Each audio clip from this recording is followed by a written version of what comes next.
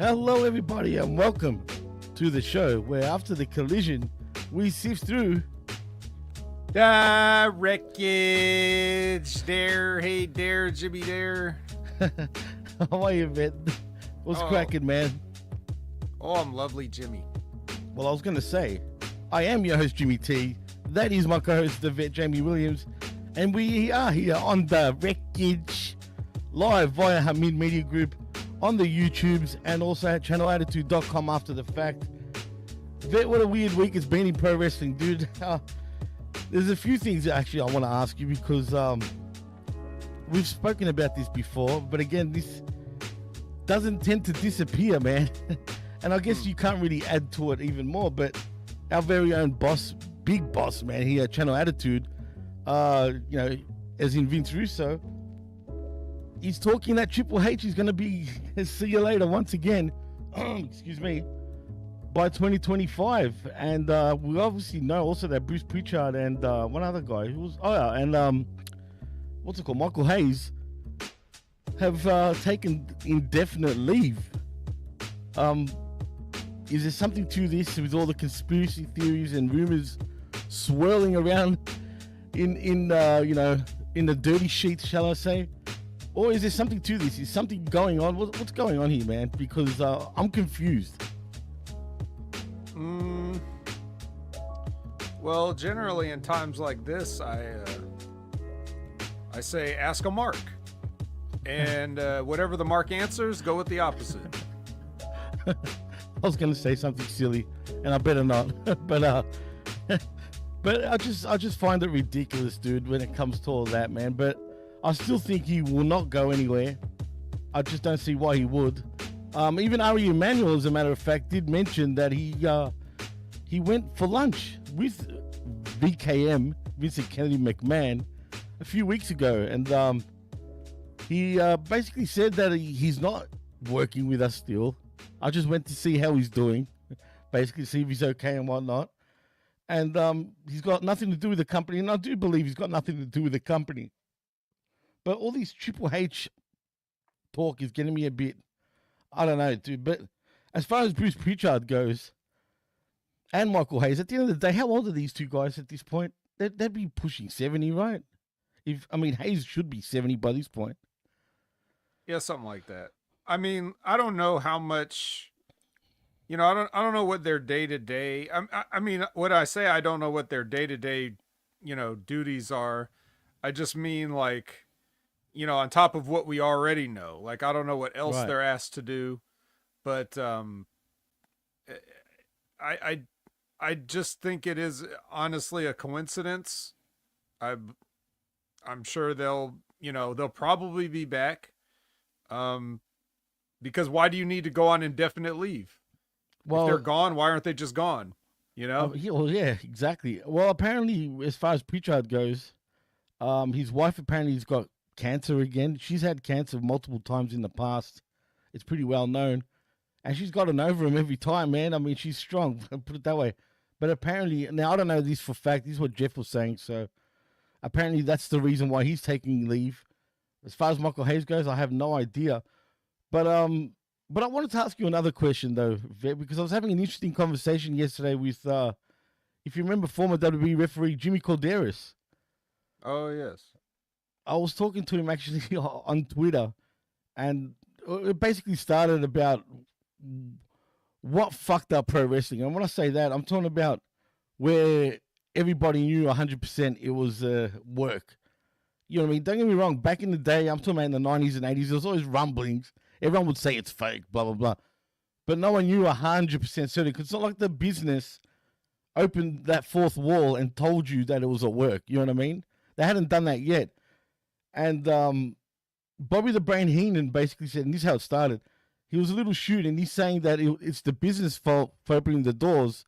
And basically, this just before he actually got cancer, or he did have cancer at the time, but it wasn't bad. It was in 2002. And he thinks that the wrestling business opened its doors and they've screwed up the whole thing. Like, basically, he was saying in the future, they weren't going to make any more money. In a way, he's pretty wrong because they're making more money than ever.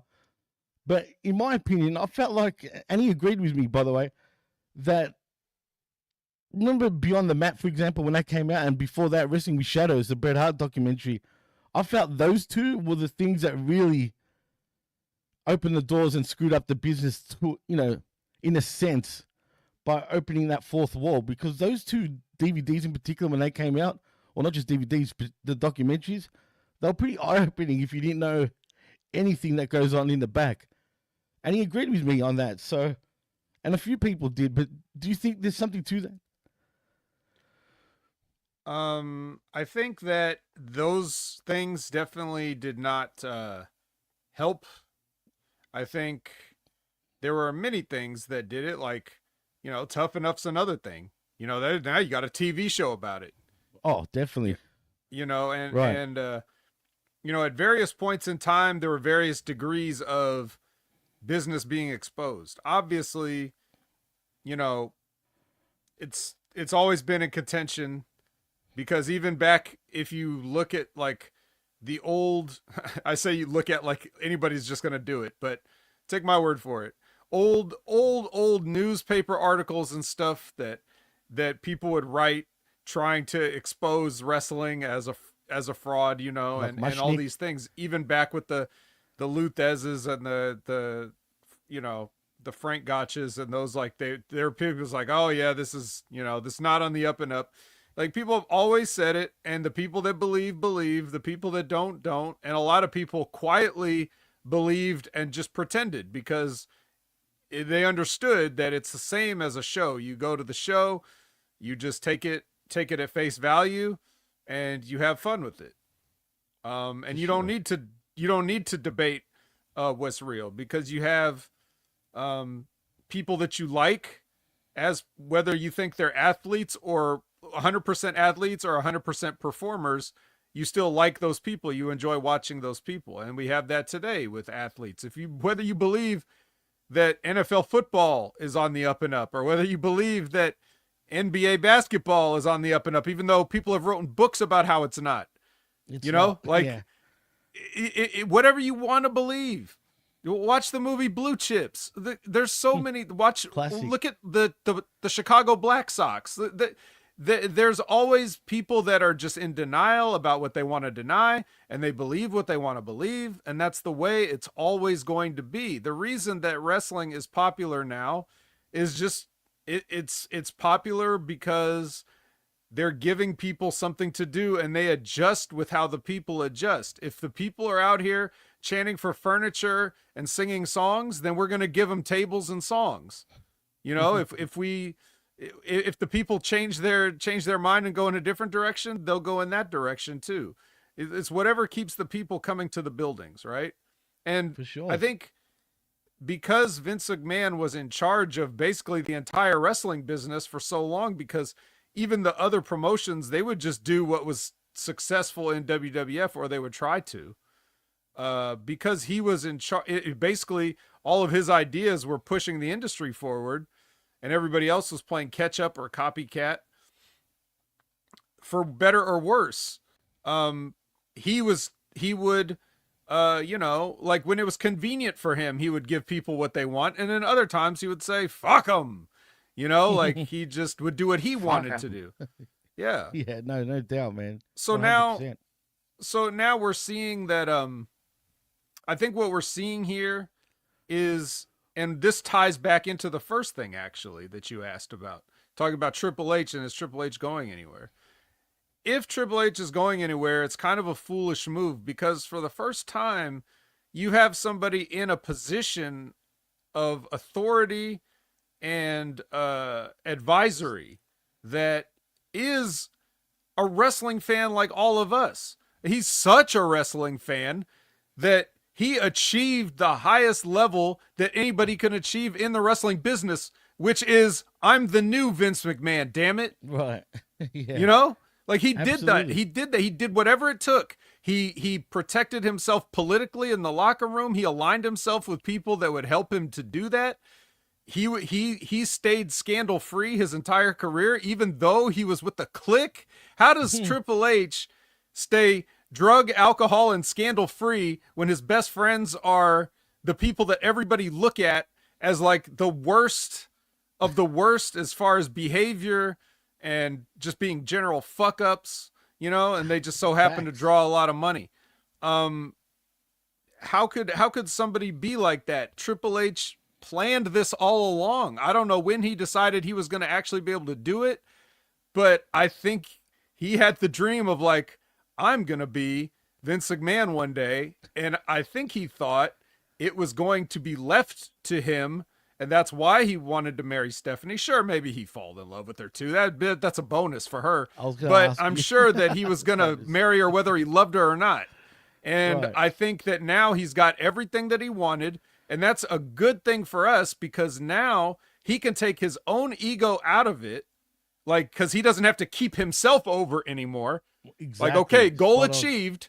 Okay, now I can look at it from a wrestling fan point of view, and I can try to develop talent to do the things that I would like to see as a fan. Because Triple H gets to be a fan again, but he also gets to control the business. He gets to be in a collaborative position. You know, 100.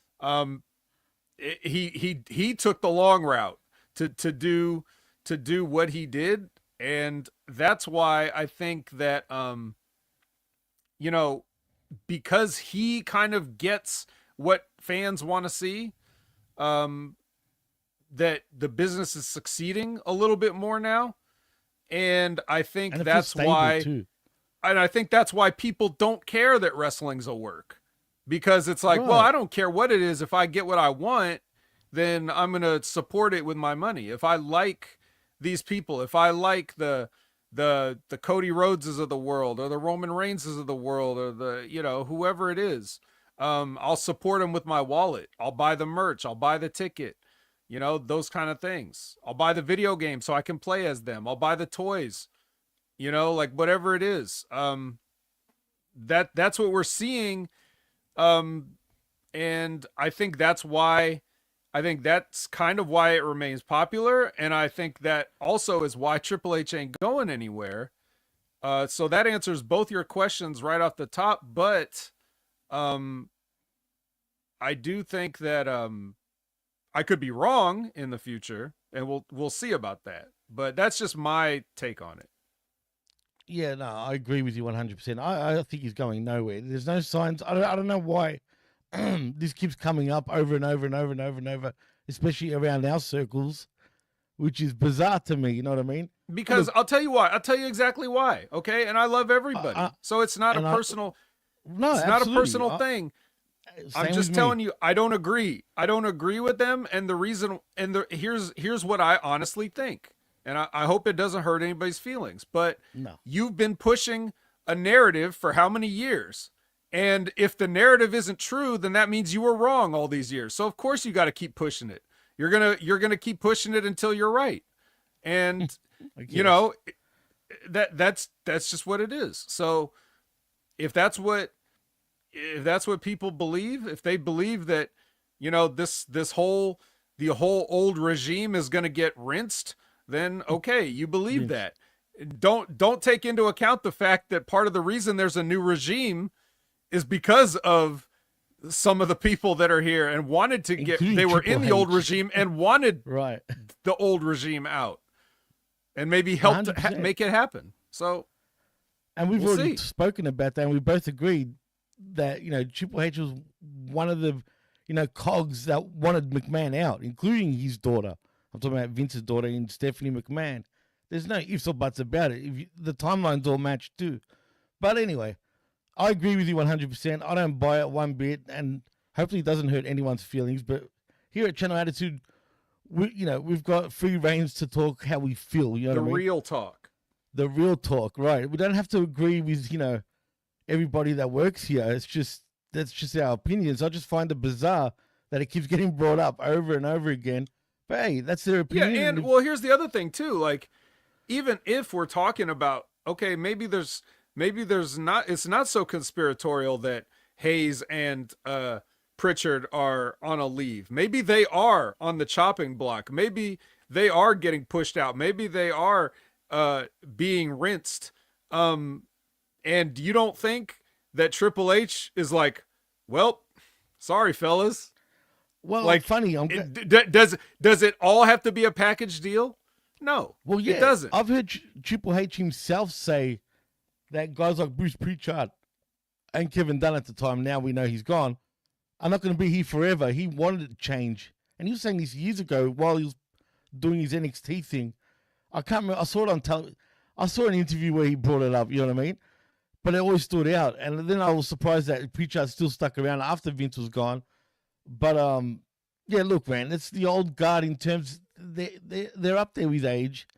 Really, for me, Triple H is the next generation of the new guard. Like, you know what I mean? Even though Triple H is the old guard, but he's still very much a new sort of spot in that sort of high up in management. Because the rumor is, and this is what I forgot to mention, that reminded me, the reason why they think that is because they think The Rock is going to be the one to take over that position, but not him himself, per se. He's going to put Brian Gerwitz in that Triple H spot. That's what Vince Russo thinks. And I'm like, oh, come on. Brian Gerwitz? Like, really? The Rock only wants him for himself, and that's it, man. He doesn't want him to do... He probably doesn't even want to book a whole show, if or two, for that matter. But that's the theory going into it. But as before we move on, I just want to thank everybody for joining us and do a few announcements on who's here joining us. We got Cold Blooded in the house. What's going on, my friend? We got Lab Rat also. What are they testing on you tonight? Actually, Lab Rat, well, actually today. Gam Wolfers is in the house. Wait. I'll tell you what they're testing on Lab Rat. Because Lab Rat told you what they're testing on him because it's a special day. Today he's testing out a new age birthday cake and a Wagyu steak later because it's his birthday. So happy birthday to Lab Rat.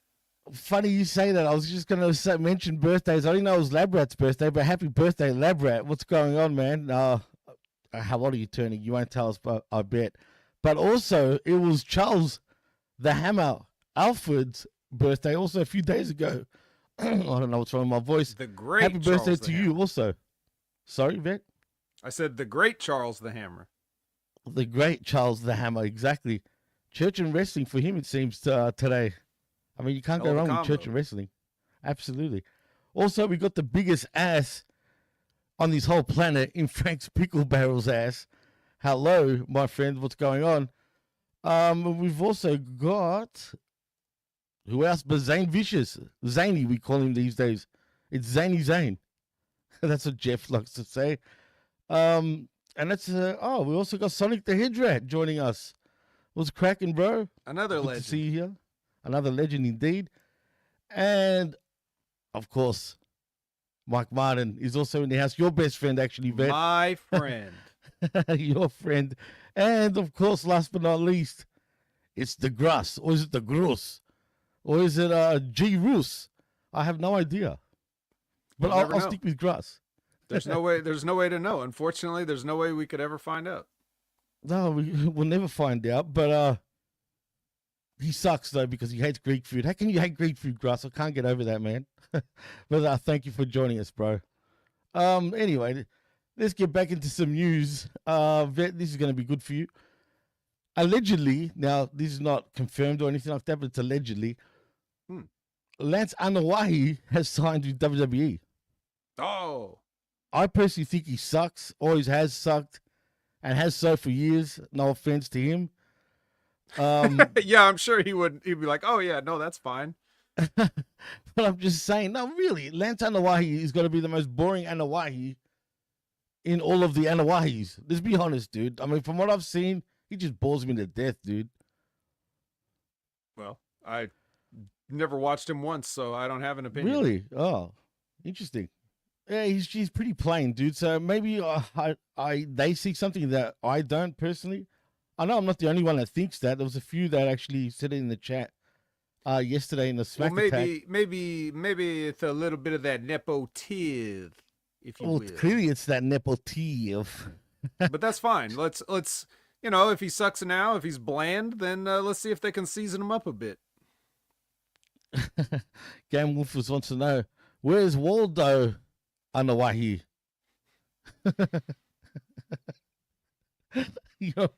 You're a character, Gam. Seriously, it's too early for this shit, man. God damn it.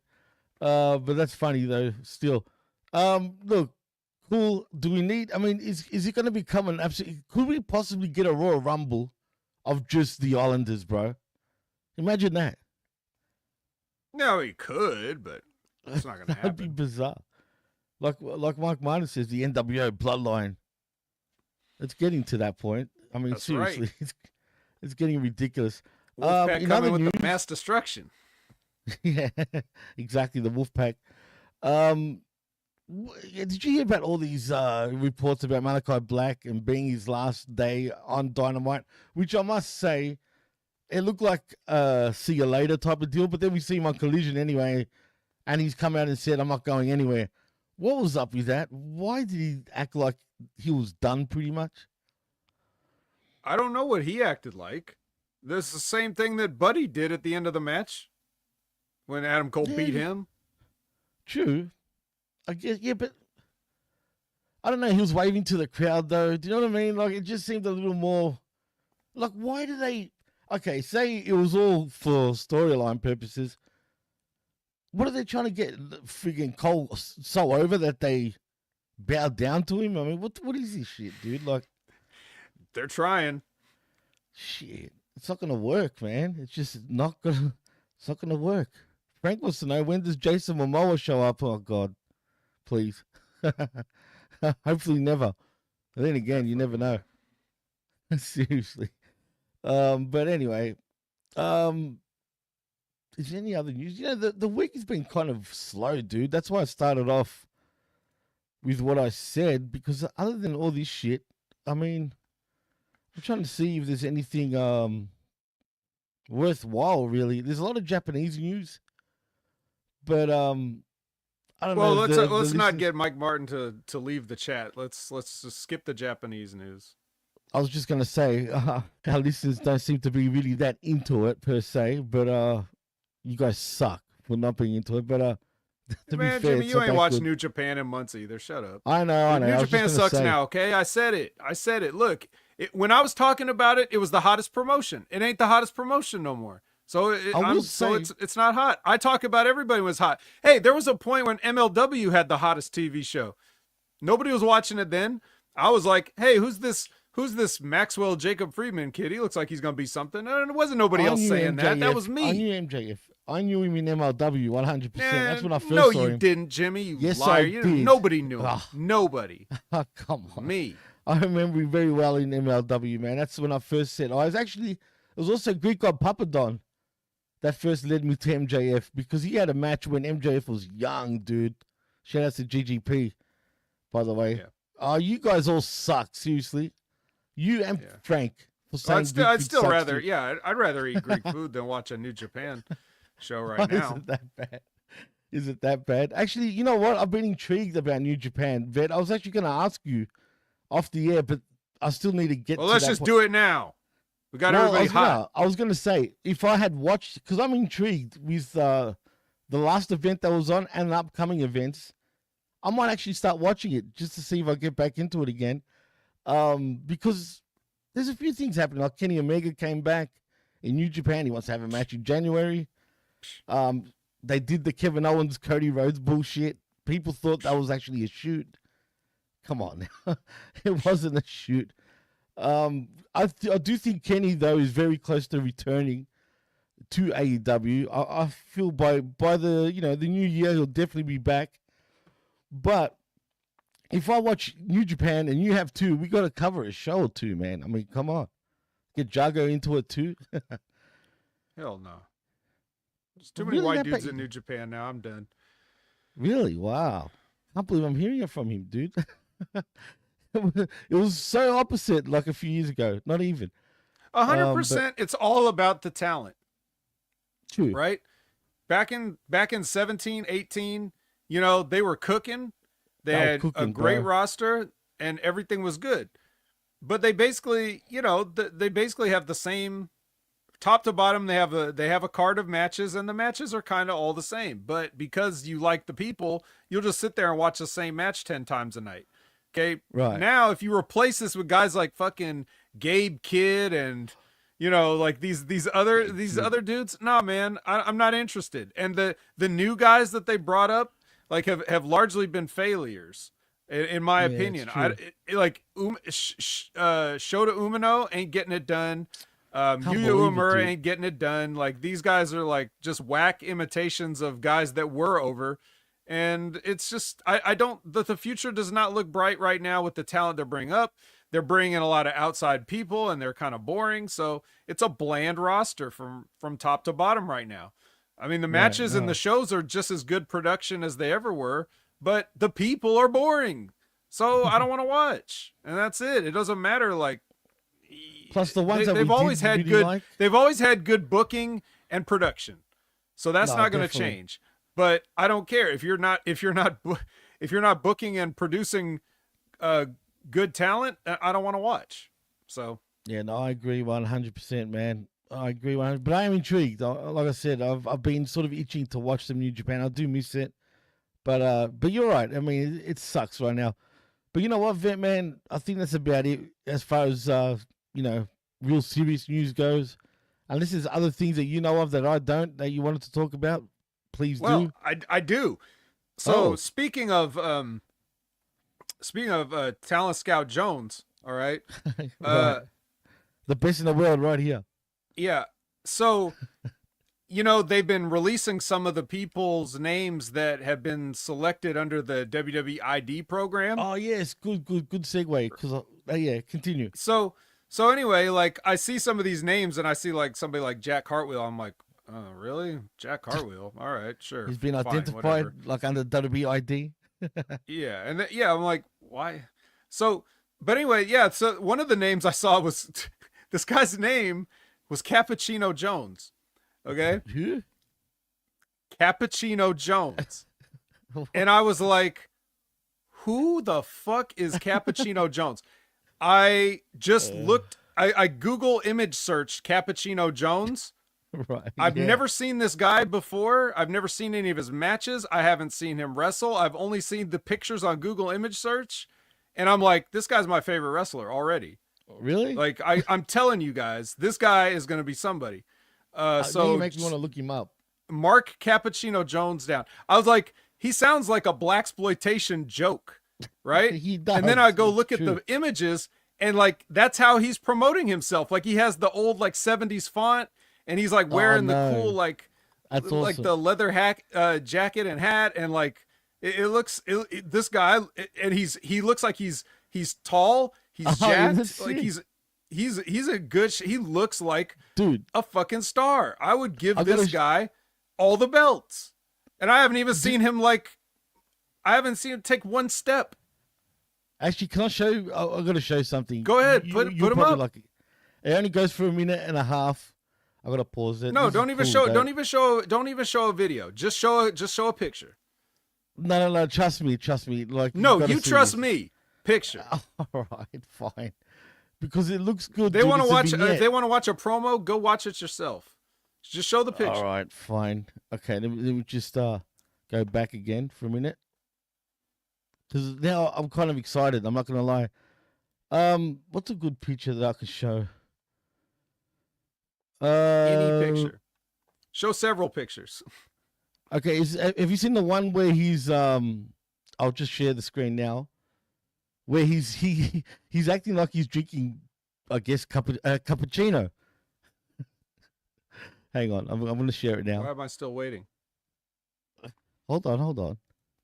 Here we Is this go. Australian internet lag or? Can you see it? No, it's cool. Can you see it? Yep. That's Wait, Cappuccino who are all Jones. these But it people? looks These weren't coming up on my image search. Who the fuck are these people? I don't know who the fuck the others are, but look, these what came up in my search. Oh, this guy's using Bing. I know, because I'm Who's yeah. that? Right That now I Teddy am, Long? but I shouldn't. I should go. Should I go to? Should I go to a Google search? It's showing me nothing really. Oh, I you don't didn't really even think spell about it right for one. That's one of the problems. You know what? Oh, how do you Maybe spell this it, is a dude? mistake. Forget it. Oh no, Just, here we go. Here guys, we go. just No, trust that's right. me. That's right. Here we go.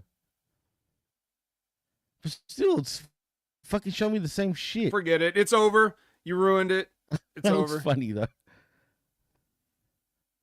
That is Damn not it. going to get anybody's Does he really attention. do that? He's always drinking freaking cappuccinos. Yeah, it's like he's got a pose. That's why I want to show the vignette. You have to do a pose, you know. You got to have a cool pose, so when you stand up on the turnbuckles, that's why I wanted to show the vignette. True, but on the vignette, it shows him in like a diner somewhere, right?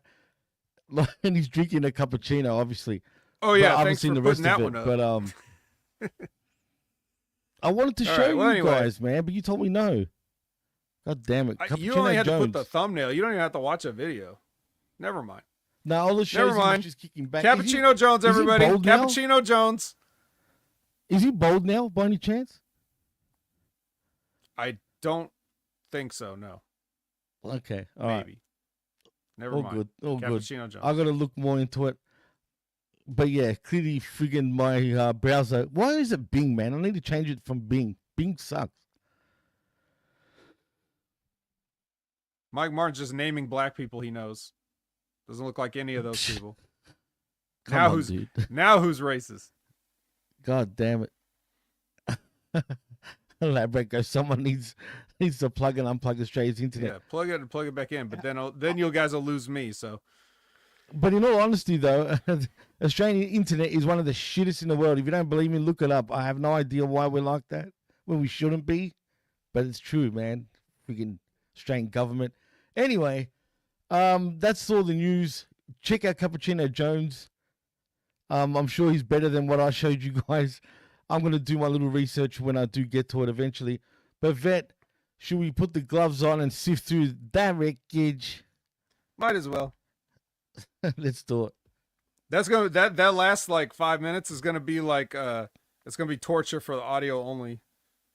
They'll probably be like furiously like Googling Cappuccino Jones while they're hearing it. Like, God, what does this guy look like anyway?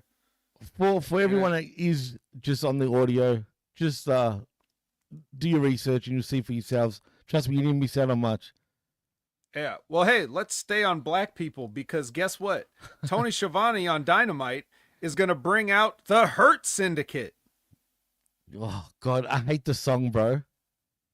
Did you hear that? Jimmy hates the song. I hate the song because all I hear is, we hurt, we hurt, we hurt. Like over and over and over and over. I'm like, for fuck's sake, did Tony Khan write this friggin' song? Like, seriously. It's already corny when you have lyrics, you know? Just hurt. Yeah, I know. Just take it out. I don't mind Lashley's actual theme, though, because it's kind of similar to WWE's. Right. Kind of. Which is also kind of corny. Like, you're doing the WCW thing where they would, like, make a facsimile of an existing popular song.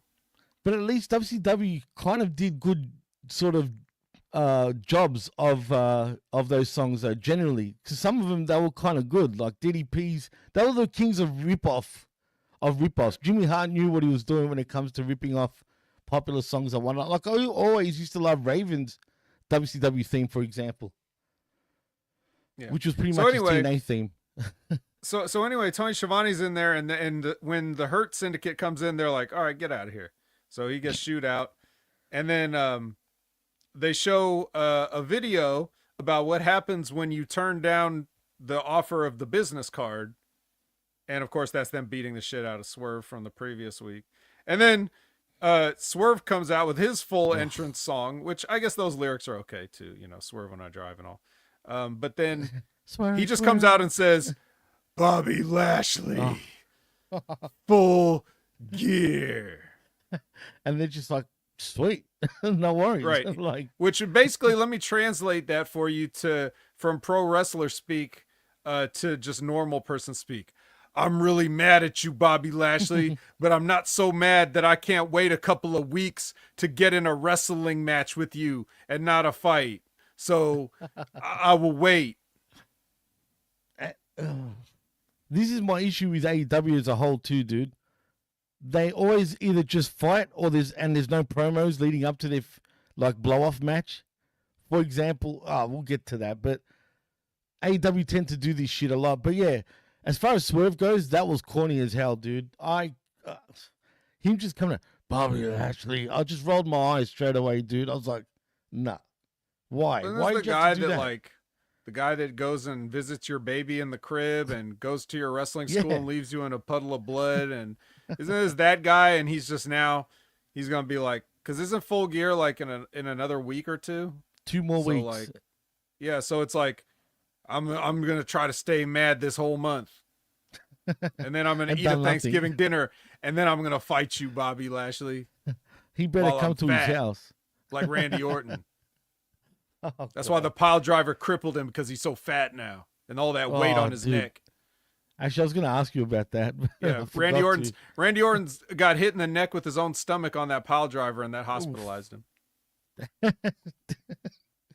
You know, since you've called him fat, now the more I look at him, dude, I can't help but think, fucking hell, vet. Why are you making me look at him like it was friggin' like he's fat? He kind of look when we say Because fat, for Randy Orton, that is fat. man, his stomach does sort of hang over his trunks now. Actually, when you think about Bro, it, when they stretchered him out, he was still wearing his t-shirt, and I could see his stomach like a hill. and he's grunting all the way too, man. That was annoying me. He's like, all the way to the ambulance, and the ambulance took forever just to leave, dude. I don't know if you noticed. There was a point where it was just no one was saying anything. It was like it just went quiet, and then someone's like, "All right, let's go, come on," you know what I mean? And then suddenly they take off, but it was just awkward, man. All right. So anyway, yeah. So in the company where everybody gets into a ridiculous stadium-wide brawl at the drop of a hat, Swerve is patient enough that he's going to wait for a nice wrestling match with rules and everything at Full Gear. So that's what we're going to get, I guess. With rules. But you know what worries me? Surely Swerve will actually lose that match, right? Surely they won't put freaking Swerve over Lashley. Or will they? Don't That's say the surely. problem. Yeah, that's it. Don't say surely. In my mind, it's a 50-50 right now. I know. That's what scares me, bro. That's the thing, man. You're right. And more than likely, fuck, I hate to say it, but more than likely I can see Swerve winning. And then that kills all the momentum, you know, if any, with Lashley, dude. But we'll see. We'll see what happens. All right. Well, as we go throughout the week, we will kind of see themes developing here, but we'll touch on those as we go. What else did you have to say about this opening segment? No. I just thought, you know, Swerve is corny. You know, the Hurt Syndicate look like $1 million, man. I mean, oh yeah, who Very rocks clean. suits better than them three, dude? Yeah, I would. Yeah, no, come on. This has got to be ridiculous. It's okay. I'll give a little bit away now. It's a little bit ridiculous to have these guys standing here, and then we have to put up with the Death Riders Oh my also God. going on at the same time, right? All Total right, but anyway. trash on one side. Speaking of which, we got a little orange package next. Oh, we do. And then, speaking of the Death Riders, we get their entrance. And this is just going to be a match with Pac and Claudio versus Orange and Darby. Okay, this match was literally jump-started because Darby flew off the damn, stage or whatever at them. That was crazy. Right? And then we get one of my favorite things in all of pro wrestling, Jimmy. It's when you have all this crazy chaos where everybody's fighting everywhere, and then it just settles down into a wrestling match where the rules are being observed and people are waiting on the apron for their legal tags and having both feet down and their hand over the rope and holding the rope and everything, even though we were just fighting all over the place before, but we've calmed down now. Cooler heads have prevailed. We're going to just have some nice headlocks and everything now. We're not going to hit anybody with any furniture or anything, at least for a little while, until it breaks down again. By the end of it, they're all over the place again, fighting everywhere again. God, dude, I and they believe drained this it. ends in a disqualification of some kind. Like the referee just says, "Fuck it, you guys." So, okay, so why not just not have a match at all? Why I not agree, just and I never would've been get the happier match too. started? Like you just 100%. keep fighting and the referees just says, yeah, there's not going to be a match. It's a no contest. We need to Just- get security to get these guys out of here. And then you could do whatever you want. What's the point of getting in there for a few minutes and standing on the apron? Like, Well, like I always say, Vet, what's the point of thinking logic? You know what I mean? When it comes to this company, what's bro. the point? Yeah. Okay. Well, I'll tell you what, the point of me bringing it up is that somewhere out in the world, there's a record of how to do it right. If I'm the only person on earth that's going to tell you how to properly do a match, an angle, whatever, then even if a tree falls in the forest and no one's around and nobody hears me, I could say I tried. I could say I said it. I said it out loud. This is how you would do it. You could either start the match and it never starts, or you could just have everybody come out and start the match like normal and then just go to the same finish that you had where it breaks down and everybody stops following the rules. But you don't have a chaos sandwich where like in the middle, everybody's just chilled out. Like, is that how it gets? Like, have you ever been in a fight with somebody, like a street fight, and then you guys both sit and take a seat and talk over some things? Like, yeah, man, so my wife is just, she's really riding me, man, and not in the good way, dude. Oh, I know, brother. And then like after you talk and have like a cigarette break, you go back to punching each other in the face. After a I cigarette don't think break, that happens too much. Maybe in Australia. That sounds like an Australia thing. Hey, come on. Zane says, and like I said to you, Vet, don't apply logic to illogical situations. Well, fuck you both. Fuck you both. Because I'm just saying, why does it have to be an illogical situation? That's the problem. I didn't ask you to create an illogical situation for my entertainment. You did that on your own. That's awesome. It should have always been logical. That's perfect. Well, like Frank Prickle Barrel's ass says, learning wrestling psychology these years from Vet has been like going to wrestling school for free. That's why he's the best in the world. Thank you. Best in the world. I appreciate that. Absolutely. Anyway, so the conglomeration comes out and they run off the Death Riders. The Death Riders right away because the rest of the conglomeration came out a little late. Like they could have also, to my point, right when everything was a super big arena brawl at the start of the match, they could have came out then.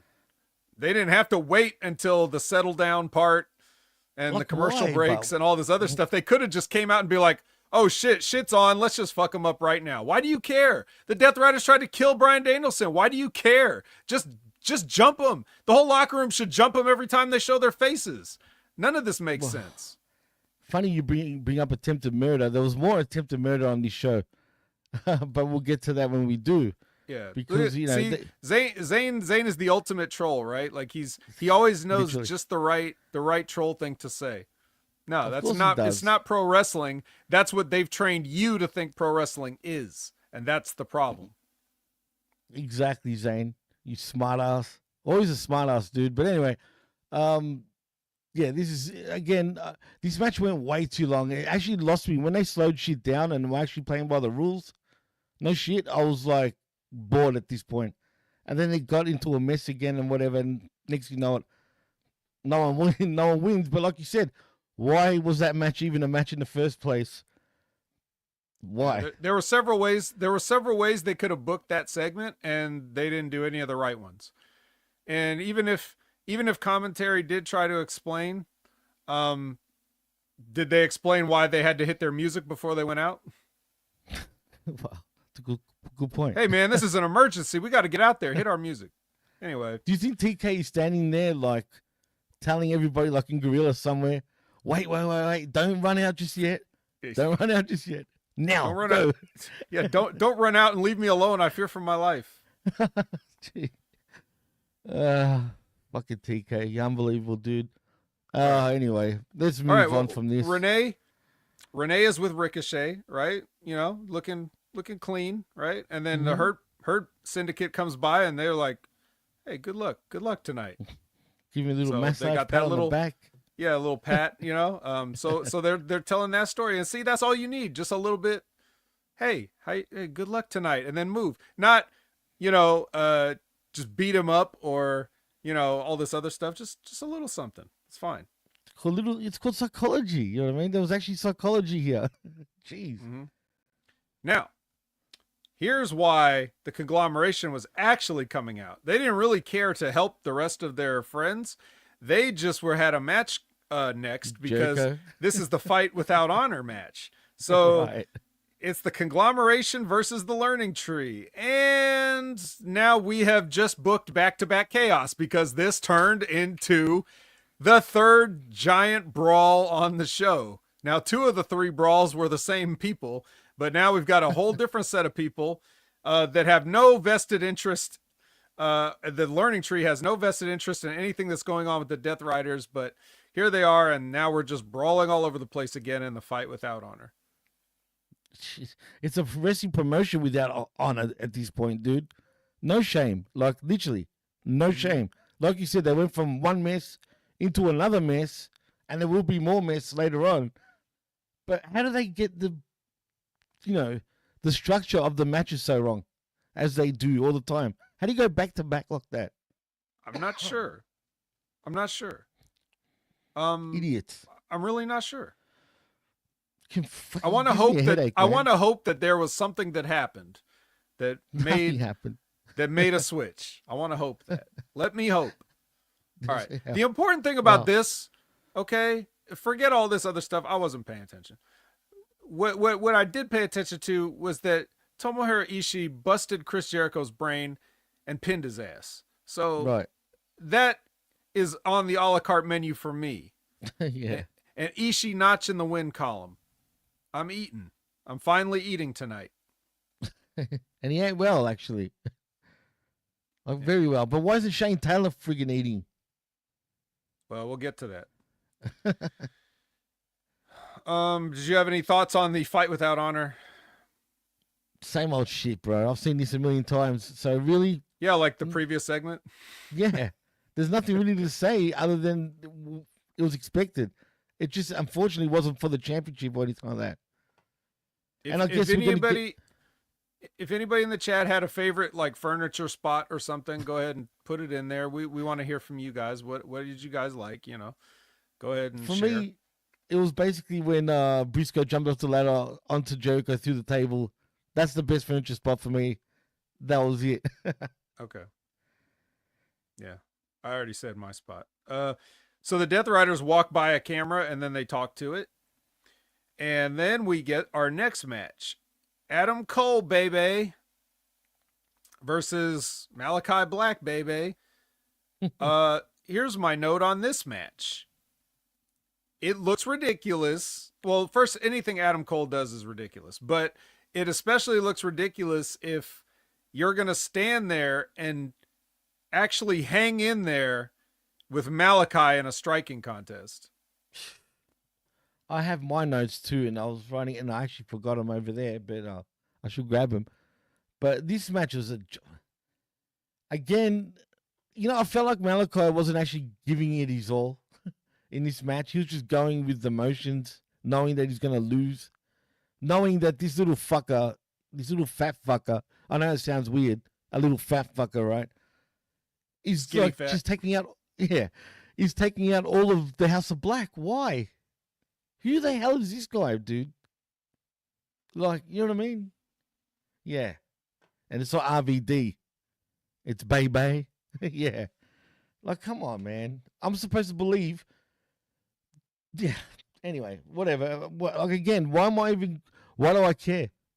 I shouldn't even, think about it because all it does is piss me off. I've learned to not care when it comes to AEW because that's just them. That's their thing. I got to just, like it, basically. Otherwise, you go crazy. Yeah.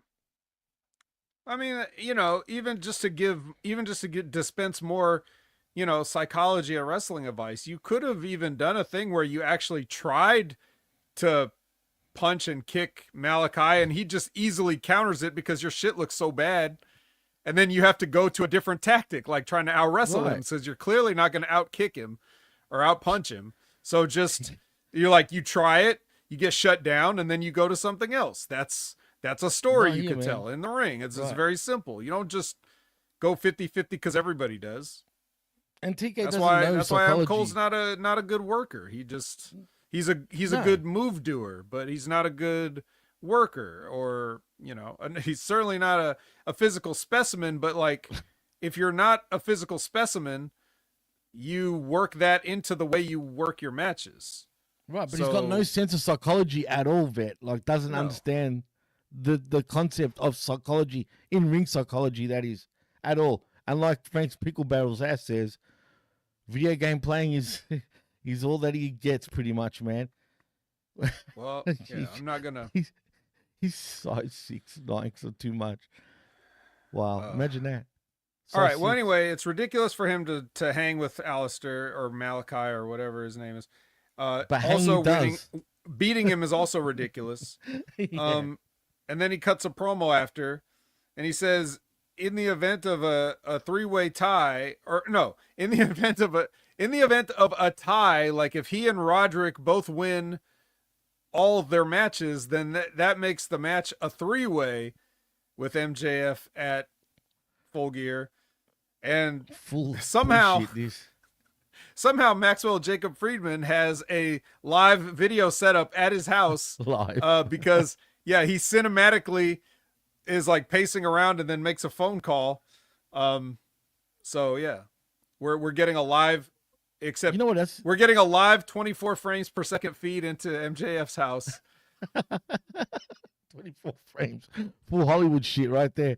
I mean, seriously, dude, it's the same scene that we've been seeing for the last 3 weeks. He's even wearing the same clothes.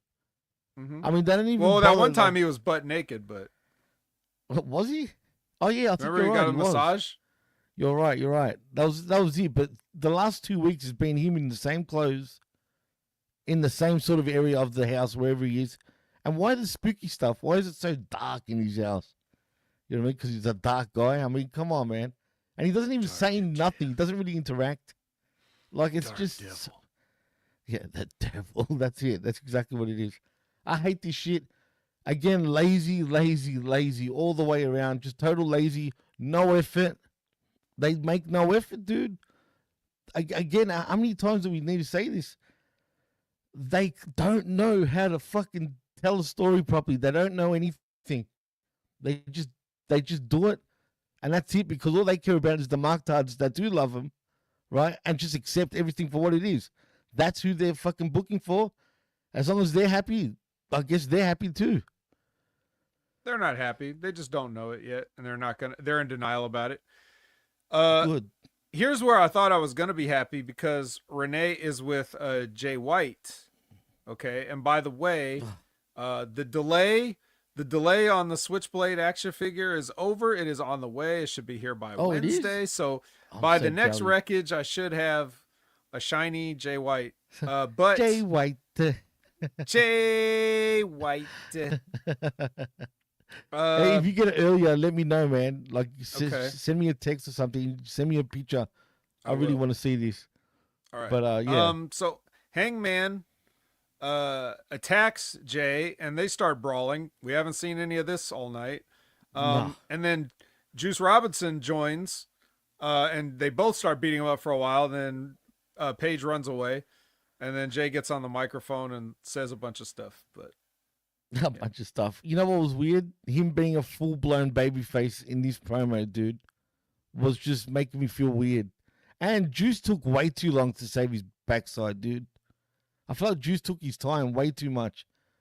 But we've spoken about this, but really, are you cool with this Jay White right now? A la carte, he's there, so I take it. He's still very much Jay White. It's just him playing up, being a babyface is just totally weird for me, dude. But I still love him. He's still my guy, but I just don't like it. I don't like it, Well, this only works. This only works if he leaves Hangman as like even more of a broken version of himself and laughs at him. It's not him. Jay White losing, this will be like the worst possible option. And I'm not saying that from a biased standpoint. I'm trying to be logical as far as like what they've set up and what they've given me to work with. And now if they hand me the pencil today, I'm like, well, Jay has to win because Hangman is unhinged, and him getting his way does nothing to advance either character. It's true. So Kevin White's son, apparently, according to Cam Wolfers, no, please, let's not even go there. It's pretty young, maybe grandson. Grandson. So Renee is with Statlander, and then oh my God, I couldn't even believe what I saw. Which I didn't see because nobody saw, because they did it off screen. But apparently there was a vehicular assault. Bro. How do they do this shit without actually a car? You don't even see it. I swear, dude, I was like... The camera should have zoomed out a little bit. I wanted to see what happened. What the fuck? I swear to God, man, I was looking at it, I'm like, did they just really do that? Or did I miss it somehow? Right? But anyway, this was fucking bad, bro. Bad. Really bad. Yeah, so anyway, you see Camille and Mercedes in their, after they apparently they backed up over Chris Statlander or something, and she's on the ground, and then she can't even sell getting hit by a fucking SUV because she just gets up and kicks both their asses. Literally. She pulls him out of the car like she was crossing the crosswalk, and they screeched to a halt in front of her and almost hit her, and then she like got pedestrian rage and beat them both up. She just like, right. but she fell down like she actually got hit, because that's their clever editing techniques, their camera tricks. And it's like, oh, you just ran over Statlander with your car, and she's like, nope, I'm just gonna kick both your asses. Fuck selling. This is AEW. I know, sell motherfucking thing. Selling, dude. Whoever was the guys that recorded this scene should be fired. Absolutely fired. How they missed all that shit. And the way we're supposed to think that she got hit by the car, right? But instead, like you said, she no-sells it and almost looks offended, dude. Like, yeah, did they just hit me with a freaking car? You know what I mean? Like, and then gets up and fucking bashes the shit out of both of them. And made everyone look like a clown in this. Complete right. Clowns, dude. All of them. Yeah. So, yeah. So she kicks both their asses. I just want to welcome. What's that? Will Rally Sport 1. He's from the UK, and he says greetings from the UK. Before that, thank you for joining us, by the way. But he also says Renee Paquette has maybe broken her foot. Have you seen that, guys, in news? Yes, she did break her foot. As a matter of fact, on Dynamite, you couldn't tell, but she was on crutches pretty much the whole time. They did well, I guess, with that. But I don't know, man. I saw a report about it. He also says, I hope Statlander beats Mercedes. I think it's been not best title run for Mercedes. Mariah, do you agree? I do agree, but the problem with that is the way they've booked both of these women, first of all, by being absolutely like they're beating everybody up, right? Who had a good title run ever?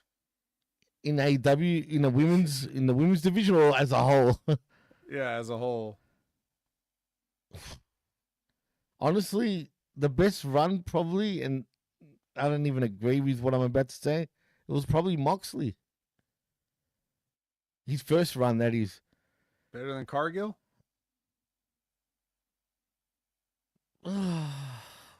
Initially, I'd say no, but towards the end, when she lost the belt and moved on to WWE, everyone was kind of getting bored, man, with her being champion at this point. She overdone her run. Basically, she was in there as champion and left losing it, basically. So, Yeah, it came to a horrible end. I think... Bad. On Rampage, look, man, no less. We could shoot holes in this booking all show long, and we have, and we will. We'll continue to. And that's that's just sort of the issue. It's like everybody can say, all the fans can say, and all the pundits and the wrestling personalities with podcasts can say how bad the booking is, but we'll actually explain it. So the patriarchy, they're in the ring. They welcome Kip Sabian to the patriarchy. He is now Christian's new son. And then they want to call Hook out to the ring. Yeah. Hook says, make it quick. And Christian says that he hit Taz with a pipe. Basically, I'm shortening this. He goes a long way around to say that he basically hit Taz with a pipe so that he could have a new son. And save Hook basically from his own dad. And, and he says, he says, I wish your father was dead. And then Hook can't take it anymore, and he rushes the ring. and he gets a hold of Christian, but not for long. And then security is all there, and he has to beat up security instead. So he also made a reference to, ECW, and ironically, that was the night they went head to head with NXT, ECW, whatever you want to call it. It was overhyped, overrated. I watched that NXT and I'm thinking, okay, it's not exactly ECW, but whatever, cool. So they made that reference. But do you think, and I got a bad feeling about this vet, do you think Hook might actually join Christian's friggin' crew? I can see it, bro. no. You don't think so? You don't think they'll go there? No. There's even people suggesting that maybe it was him that attacked his dad, you know what I mean? But obviously they confirmed it wasn't Hook. But who knows where they go with this shit. Right. All right. So, yeah, Marvez and Don Callis. When do you ever see Alex Marvez? He's used sparingly and rightly so. Anyway, a mysterious stranger walks in and delivers an envelope and a ring and a voicemail from the devil. He says, "Hey Don, this is the devil." And he's basically, suggesting that this is a nice bribe for you to take care of Adam Cole. God, he needs to bribe people to take care of a freaking fat, skinny, nobody, fat ass fucking. He's got a fatter ass than freaking Frank's at this point, honestly. Now all he's got to do to take care of Adam Cole is give him another long ramp to jump off of. He's getting hideous. This whole feud between Cole and fucking MJF is just so ridiculous and so unnecessary and just so dumb. Just like, remember when the new Elite, attacked Tony Khan, right? Whatever happened to that story? Did we just forget that happened? It was just, we're going to pretend that's never boring. happened? That's a boring story. We don't need to. I know, but I'm just using that as an example. Like, I didn't care about it. His neck got better. Me. It's done, But there was he wore the neck brace to the draft. It's fine. He looked like a fool too, mind you, doing that. But I'm just saying, this is what they tend to do all the time. They start something and then forget that it even happened.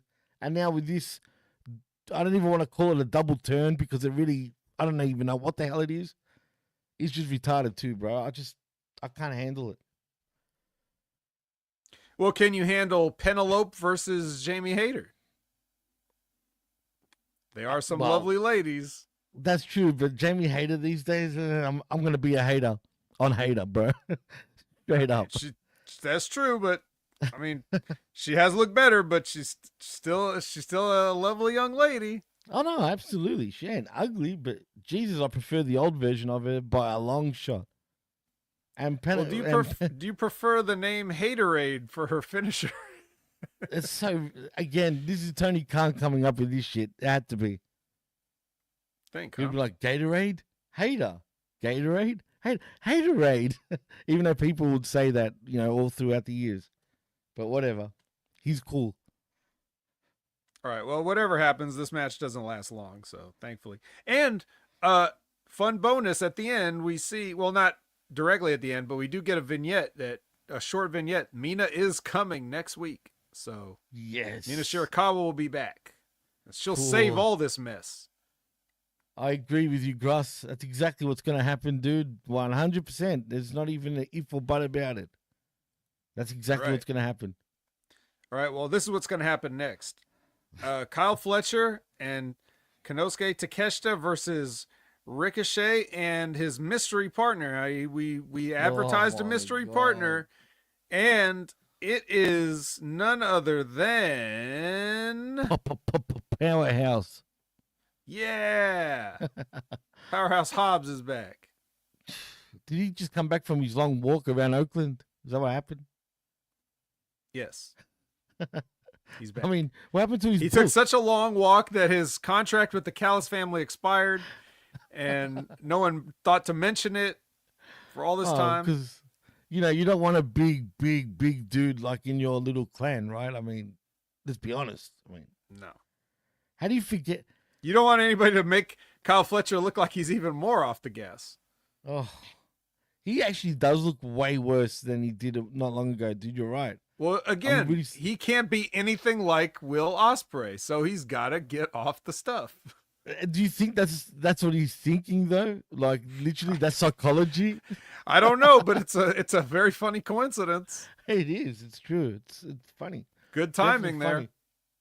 And what do we do now with Hobbs? I mean, they clearly. This is what it comes across to me. Like TK was going through his toy box, right, and he's looking at all these figures. Like, what am I going to play with today, right? And he pulls out Hobbs, but he was all the way on the bottom. You know what I mean? He had to sort of dig in, and then found him. He's like, oh yeah, powerhouse, and out he comes, dude. I mean, why? Like, why do this to guys, man? I just don't get it, dude. Well, well, okay, but where are you getting at? Like, why not bring back Hobbs for a minute? No. I'm happy that he's back, but is he going to be back? Is he going to be here to stay? Like, you know what I mean? Or is he going to go missing again on one of his walks with his little snitch book that he had not long ago? The Book of Hobbs? Well, I thought I was sure he was injured. I don't know why. Was he? Okay, if he was injured, that's one thing, but I'm not sure. How long could have he been injured for? When was the last time we saw him on television? I don't even understand this line of questioning. How long could he have been injured for? As long as it takes. What's your point? If the man got hurt and he's back, you're complaining that Powerhouse Hobbs is back, essentially. I'm hoping he was hurt like pretty bad because I don't know anymore. You're hoping he was hurt bad? Oh my God. No, you mean bastard. What I mean? Come on. You know what I mean? I'm just saying, man, he was injured. All right, cool. I probably knew that, but I forgot about it. You know what I mean? All right. Well, look, you made it clear at the top of the show that you're in full I'm done with AEW mode. So I understand how you could fall into a pattern easily. But yes, like the Hammer says, chaos match again, chaos sandwich match. Just a little more chaos, you know. We haven't had enough brawls and chaos in the show tonight, so we'll just have a little bit more until you're absolutely sick of it. And then do you think now, I'll be with you if you're upset about this, Jimmy. Now, do you think that the guy that's making the big return here, do you think it would be cool if he picked up a win for the team? Because he didn't. It was Ricochet with the spirit gun, which is what he's calling the hidden blade to the face that he does, but not quite. I mean, what can I say to you, dude? This is typical bullshit again. What do you say to it? I mean, like, really, what do you say at this point? Is Ricochet going to be positioned? What anime is Spirit Gun from? Does anybody know? I have no idea. I'm sure it's man. from some anime. Are you even into anime generally? Yeah, I mean, yeah, but I don't know what Spirit Gun is, or I forget. Anyway. It sounds familiar though. You make me want to look it up. Let's see, Spirit Gun. There's a Spirit Bomb that Goku does, but other than that, well, anyway, yeah, he beats Takeshita with that. I'll tell you where it's from. Huh? It's from Yu Yu Hakusho. Oh yeah, okay. I never watched. If I pronounced that right, I probably didn't, but that's where it's from. The Spirit Gun. I think Hakusho wrestled Bret Hart on In Your House. That's Hakushi. I used to be a fan of his, man. He looked cool back in the day too, man.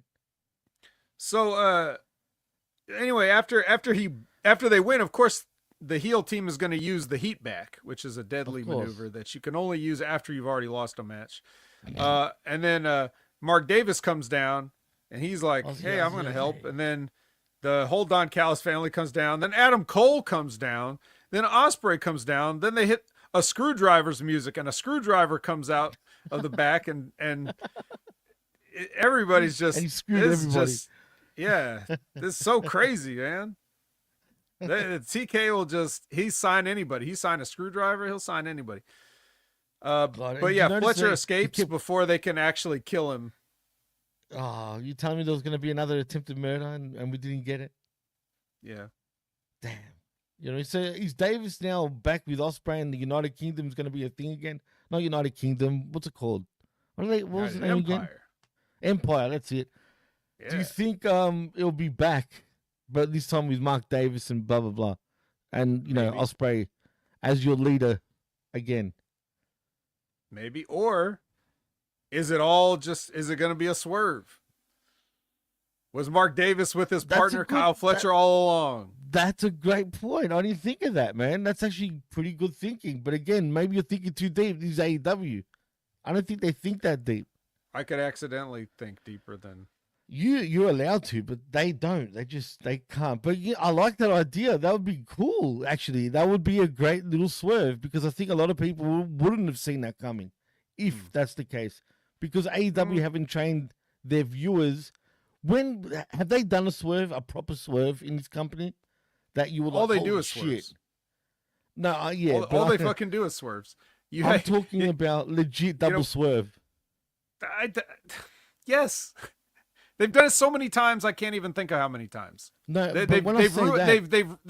they have hot-shotted every idea that they could have had. They could have had booking ideas for like the next 15 years if this company stayed around, and instead they burned through them all in like 15 months. The first 15 months, they did everything they could ever do, and they're just repeating it over and over again now because they've hot-shotted everything. That's the dangers of hot-shotting. Use up all your ideas like there's no tomorrow, and then guess what? You're still around, and tomorrow comes, and now you got a new TV deal, so you're going to be around for a lot more tomorrows, and you already did every fucking thing. And they do it multiple times on the same show too, a lot of the times, bro, which is bizarre in itself, man. Like, you know, for example, with Davis coming out and then, you know, Ospreay coming out, it's like the double climax. It's like, oh shit, no shit. Like, that's what they want. They love that sort of response, but it's just so stupid. Like you said, they overdo it. They can just relax a little bit, but they don't do it. Yeah, again, so now you think about it, right? So, like, let's apply logic again, because we're not going to stop doing that. So that means Will Ospreay was just there the whole night and doing nothing, and nobody wanted to talk about it. No one wanted to say after however many weeks Will Ospreay is here and he's got something to say. There wasn't any spot for him on the show, so he was just sitting there, you know, the whole night, just in the back. Or was he at his hotel room and he doesn't know how to drive, so he had to get Marvez to come and pick him up? And like, maybe, yeah, this is like, this is why it's dumb to do shit like this. But this is exactly my point again. They just don't know what to do, bro. Like, they don't know how to move forward with the story. Look at Ospreay, like you said. Let's keep him on the sidelines for now until we figure out how to bring him back. You know what I mean? So this is why I don't really spend a lot of time trying to worry about it. You can't. Because you can't. There's no point. There's no point. I can point out things that they could do better in moment to moment. But if I'm trying to look at it, it's like, well, what are we going to do? Like, where are we going to go? There's no point. So no, you're right. I'll give you an example where there is a point. Okay. I'll make the analogy because you are on the Smack Attack, right? So that means you cover Friday Night SmackDown. So Indeed, you would have seen, so like in the opening of SmackDown, you had Roman, Jay, Jimmy, and Sami Zayn in the ring for like a good long 15, 20 minutes, whatever it was, right? Now, as I'm watching it, I'm very compelled by what I want to listen to what they're going to say. Like, I'm interested in what those guys are going to say and what will happen as a result of what they say. I'm listening, even though I can kind of tell what they want to do. But now I'm like, okay, oh, Sammy said this. What's Roman going to say? And Roman only has like the same corny ass, his face twitch and shit. Like, it's so corny. And that's what I mean. Like, I'm invested in that, and I'm captivated by that. But at the same time, I'm not just thinking of like, what is he going to say? I'm like, say this. In my mind, I'm like, say this, say this. This would be perfect if you said this. And when they don't say it, when they don't say it, I'm like, you fucked it up. You fucked it up. You had it and you fucked it up. You could have made it so much better if you just would have done this, not done this, blah, blah, blah. I'm nitpicking because it's close to being great. It's good, but it's close to being great. So then I start micro analyzing and nitpicking everything they do, like every word choice, every sentence. I'm looking at every facial expression. I'm like, Roman, stop twitching. You look like you look like you're being electrocuted. Just stop. Just relax. Act natural. Right, I'm looking at those things because it's so close to great. AEW is so far, like overall picture, they're so far from being great. There's no point. What'd you think of this? You didn't like it? Me neither. Move on. That's why we do what we do, because when it's hopeless, there's no point in trying to like get really deep with it. But I feel bad when it's good, you can get down into the nitty gritty and be like, oh, but this could be great. I could shine this up here, buff out a rough edge or whatever. It's just, that's the difference, No, you're right. And the only reason why I do get into, like, we try to get logical and whatnot. Again, we do this for you guys that are, listening or watching right now. And, it's only fair to everybody else that we try to, like, understand what the hell's going on. But like you said, you try, it only makes you angry, and then you're like, oh, fuck it. It is what it is, you know what I mean? That's them, and that's how they do shit.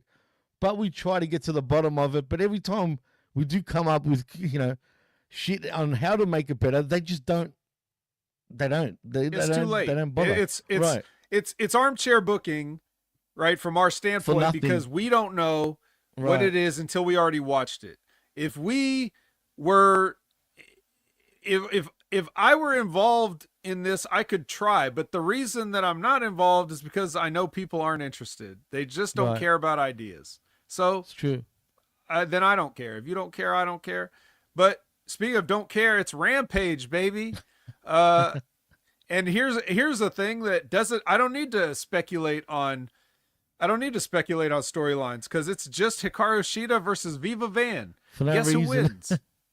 Shida, obviously. Oh my goodness, I can't swerve. There's a swerve. There's a swerve, Jimmy. You asked about swerves. There's one. I never would have thought Hikaru Shida would beat Viva Van. How did I guess that? Was it like a guess, I guess? You've been a fan a long time. It's like a sixth sense you have here. Yeah, pal. Renee is with Harley Cameron, who basically recaps her entire year in the company in one breath. Then you get the Dark Order of Silver and Reynolds versus the Infantry of Sean Dean and Carly Bravo versus the Undisputed Kingdom of Hat and Gloves. And those guys beat Reynolds, because of course they do, because everybody does, and he doesn't win anything ever, so he's just there to get beat. So you're saying Taven and Bennett? You got it. You don't like Hat and Gloves? That's not good. I love it. No, that's a good one. That's why I'm just thinking you're funny, man. All right. Hat and Gloves. Hat and Gloves. You know who's who. Yeah, absolutely. All right. So anyway, Gloves is friggin' Taven. Hat is friggin' Bennett. Yeah. So they beat Alex Reynolds, and then Brian Cage walks out. I don't remember if he had music, but it doesn't matter, because he just walks out and he's standing on the stage and he's like, "Hey, I'm jacked. What are you guys gonna do about it?" And they're like, I don't know, nothing. And then Archer's in the ring behind him, and they don't see him, and he jumps both of them. And then Cage gets in the ring, and then Archer and Cage beat the shit out of the Hat and Gloves. So you're saying they actually repeat this again on a Saturday, the next day? Pretty much. Look, you know me, I feel bad because I hardly ever watch Rampage, right? And funny enough, I was the one that used to cover this damn show, right? But very, because he's a consummate professional, he actually watches all of it. The Rampage is, like I keep saying it, so it's just too much for me. So that's why I'm just kicking back. I'm letting Vet do the talking for the Rampage part, because really I've got nothing to say about it other than what he tells me, and then I'll go off by that. But yeah, continue on, Vet. Okay, well, you'll like this one, because here Lexi is with Roderick Strong, and then he's trying to do a promo about the Beast Mortals. Yes, Mortals. And then Jake the Snake comes in and he says, hey, back off the Beast. He's mine. He's part of LFI now, and we got other things to worry about, and he doesn't need you getting in his head and messing with him. So back off. Like, Mortos wasn't there actually, but it was okay, just Jake and Roddy. So God damn it. Yeah, well, And he's then, conflicted. yeah, and then they show Vendetta, which you remember who Vendetta is, right? Vendetta. For some reason, it's not ringing a bell right now. Well, it's Deonna Purrazzo and Taya Valkyrie, of course. No. Is that what they call themselves? Vendetta? Vendetta. Have they? Vendetta. It's funny. You're going to make me laugh now when I hear that. Anyway, these women have gone to a whole new low, man. They don't even get to do anything on the main shows anymore. You know what I mean? It seems like they're stuck in Rampage. Well, somebody's got to be on Rampage. And they were here at a cafe. They weren't. Hey, guess what, Jimmy? In fairness to them, they weren't. They weren't at Rampage either. They were at a nice, looked like a nice cafe in Little Italy somewhere, drinking a cappuccino. Not a cappuccino Jones, but a cappuccino. But a cappuccino. Yeah, like I said, Vendetta. Vendetta. Right. You say it like an Italian. Oh, shit. So the next match is Top Flight versus Meat and JD Drake, the cousins. And I guess Meat is acting like nothing's wrong. Like, I guess he's cool with being abandoned last week. Because if you remember, JD Drake just left him to get his ass kicked. And he's fine. He's family, whatever. Exactly. Well, anyway, Top Flight beats Meat with a DDT. Surprise, surprise. Has Meat even won a match this year? Probably on Ring of Honor, right? No, he doesn't win there either. Anyway, screw them all. Everybody beats Meat. Everybody beats Meat, including himself. Mm-hmm. I haven't done that in a long time. Right. Well, anyway, after they beat Meat, they shake hands, which I wouldn't have done. I'm not gonna shake his hands. There's no way I'm shaking after the Meat gets beat. I'm not shaking hands. Okay, no way. Not. You're gonna have some sanitizer or something. And then Leo Rush makes his entrance, and that's because his match is next. Because we got a hot main event for Rampage. It is the rematch: Commander versus Leo Rush. God, cool. We're going to rinse and repeat again, are we? This time, Leo Rush is the man of the hour as he hits the final hour and defeats Commander. Yeah. He got his win back, Jimmy. I know you were worried. Got his win back. Are we going for the trifecta next week on Rampage? Could be. We need it. We need to settle this. This is what you call storytelling at its greatest. Just nothing. There's no reason. Just repeat the match. Yeah, I mean, Rampage seems pretty. I mean, how do you. Like I said, man, you're the ultimate professional. You're the best in the world, but no shit, man. When you're sitting there watching that crap, like, what are you thinking? Do you go blank a lot? Because I know I would be. No, I like Leo Rush, so I didn't mind. But I don't mind Leo Rush also. And I actually don't mind Commander that much. It's fine. These guys are like, okay, these are the guys that should be facing each other, Mm-hmm. No, you're right. I think. So. Should they rebrand? I don't know if Rampage will be around in 2025. Everything is pointing like it's not. It won't be around. Mm-hmm. But do you think it will disappear by next year, actually, event, or? It probably. They don't need it. They could just. If they are going to do something with that other show or, whatever they call Shockwave or whatever they want to do, if they're going to do something with that, they don't need another show. So I could see that going away somewhere. And it's like, okay, it had its time. Well, to be fair, the it's Rampage just another logo, hour of matches. It doesn't matter what you call it. True. It's not like a real show or anything. It's not like it has an identity or it's dark pretty much now. Yeah. So just whatever you call it, it's just matches. So just an extra hour matches on a Friday night. No one will miss it. And they'll probably just put it somewhere else and call it something else. And it's going to be the same thing, an hour of matches. Actually, can I ask, man, in the US with AEW stuff particularly, do they show replays? Other than on demand. I'm not saying on demand. I'm just I talking about in wouldn't general. know because I don't have cable or anything Okay. anymore. Just wondering, man. If you guys anyone's out got- there have cable, maybe you can Right. check on that and see if they ever do the replays. I just want to know because back in the day they used to do it. If you remember. Yeah, I remember I got to watch Nitro at 5 p.m. my time. Yeah, it's right West after. Coast. Yeah, what time would Raw start for you? 5 p.m. generally as well. 6. What time? Would... No, 7 Raw, actually. For me, Raw came on at the normal time. It was on tape delay, like live to tape. Oh yeah, that's what I was gonna ask you too. When it's live on the East Coast, right? Because they still show it. So technically, if it's on 8 p.m. East Coast time, right? Is it on 8 p.m. West Coast time as well?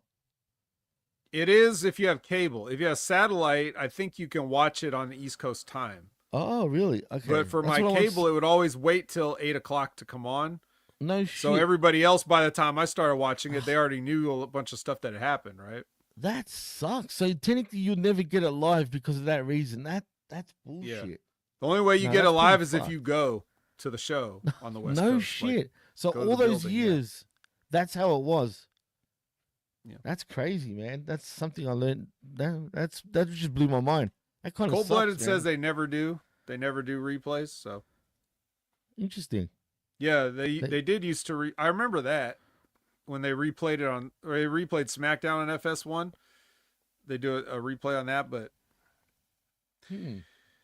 well, anyway, let's go to Collision now. We're back to a program that Jimmy may have watched, and we're starting off with a match that makes him wish he didn't, because it's the House of Black versus the Iron Savages in a trios match. We're also going to have a trios match to close the show, so trios sandwich. It's always on Collision. It's Collision trios every week, man, on TNT. Right. And the Iron Savages ain't missing no sandwiches either. Anyway, they lose real quick. Really? And FTR comes out and they challenge the House of Black. And they're like, just a tag team match, playa. And then they're like, but which one is it going to be? Like, because there's 3 of them. He's like, so which 2 of you are going to fight us? And they're like, I'm not telling. And they leave. Why should they? Like, Yeah, what would you tell them? Okay, now we have the man of the hour again. He's the man of the 2 hours. Leo Rush is here. He's doing a promo for us. He's telling us he still has that syndicate card that he was given, and that's his golden ticket. So why say it now? And then could we see like later on we could have seen Leo interact with the guys and like go up to him and be like, yeah, I'm in, or something. They don't do that shit in AEW. I told you, don't think logic. But, and they were there too. They were in the same building. They could have done it, but again, it's laziness because they don't know how to tell stories. I just think they truly don't. That's the only conclusion I come up with. But I like the fact that he said, "My man," like my man Lashley. You know, a little wink to their WWE days, which would be kind of cool. Yes, a little wink to the most embarrassing time of Lashley's career. Yeah, he used to. What was he doing his ass cheek thing, dude, during that time? Do you remember that? Oh, well, he got booked better with Vince McMahon. So, I mean, just remember that this was better booking under Vince, thinking, right? What were they thinking? Like, I don't get it, dude. Like, it's kind of weird. I'm not going to lie. And then after knowing what Vince McMahon loves as well, it's even more weird and suspicious. But I'm not going to go there. But I would like to see, just for a laugh, have Leo Rush join like the syndicate, but have him still as Lashley's corner man. Except Lashley should just treat him like shit completely. No. Keep him away from this. We don't want no flyers in the syndicate, basically. No, I'm just saying you just don't treat him like shit. You just treat him like he should be treated. Like equal? The however many years old piece of gold that he is. I mean, it changes every time he has a birthday. He has to change the number. So I don't know what is he up to? 27? Is he 27-year-old piece of gold? 28-year-old piece of gold? Something like that. It's been a while. It's been a while.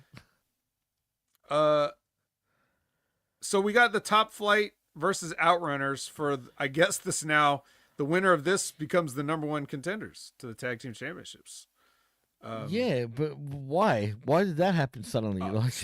Because where's Todd Brantley? Where is he? True, because AEW, right? What am I even asking? All right. But So anyway, but the Outrunners do hit the Total Recall, and they do go to Full Gear for a title shot now against Private Party. I'm happy for that, but will they win? Is it possible they win this quick? I would. No. I'd pull the trigger straight away, but they won't win though. You're right. No, they will not win. Nor should they. They shouldn't even be here at this point. It's too early. But they hot-shot it again. They don't know how to tell a journey, bro. You know this. Again, we keep saying it. It's like they just don't know. They don't know, dude. Like, you remember they were like, 1 week they were comedy jobbers in Ring of Honor. The next week they were hitting the ring to make a save for FTR, and they're like dead serious and a threat. You know, it just went from 0 to 100 in one, you know. I'll say why. You know what? I don't think TK really saw much in them initially, right? Other than jobber tag team, pretty much, right? But really, they're a good example of the fans getting him to this point, I think. And I think he couldn't deny it. The fans all loved them, dude. They are one of the higher merch sellers right now in AEW. And as a matter of fact, I mean, who gets their own little vignettes promoting their own friggin' shit? I haven't seen anyone else do that except for the Outrunners. Yep. And they're doing the real VHS promos, the Wyatt 6 wish they were doing. I agree with you, dude. Their shit is so phony looking. Like, I 100. Yeah, it looks too digital, even though they're trying to do that analog look. Right. Go figure, right? Yeah. All right. Well, anyway, but we'll take it. Outrunners, maybe they're hot-shotting it, but whatever. We'll take it. Who cares? Nah, they're not going to win. There's no chance they win. They'll save it for a big event, hopefully, but yeah. The important thing is that they're getting a spot, you know? That's absolutely. Here's some guys that used to have a spot. The Acclaimed. Listen. They're cutting a promo on LFI, but here comes a visit from the Hurt Syndicate. And they're like, Max, I know you still have the card. And he's like, psh. What's with the attitude, man? Jesus. Well, you know, he doesn't. He's the best wrestler alive, and he shouldn't be relegated to just standing there, not rapping. Oh, sorry. But you know what, dude? I guess, is it the beginning of the end for the Acclaimed at this point? They are teasing it pretty bad at this point. Maybe. We'll see. Labrat says, is this a rib on Caster for saying AEW doesn't want any more ex-WWE guys? I hope so. God, I hope so. Oh, that'd be awesome. But that's smart again to think that. But it does come across that way when you put it like that. Yeah. Oh, here, you don't want any more ex-WWE guys. Well, here's 3 of them in your face, and every one of them will beat the fucking shit out of you. Gus is also right, man. The Acclaim died months ago. It's true. I see where he's coming from, dude. They've lost all their momentum. All their babyface heat was totally gone. You know, one's can't have it if you're not on TV. Right. Well, that's true too. But right now we got, you know, Caster being some egomaniac, like thinks he's better than everybody type of wrestler, and then you got Bowens being the same old Bowens. You know, humble, still a babyface. So one's a heel, one's a babyface. That's what they're doing essentially.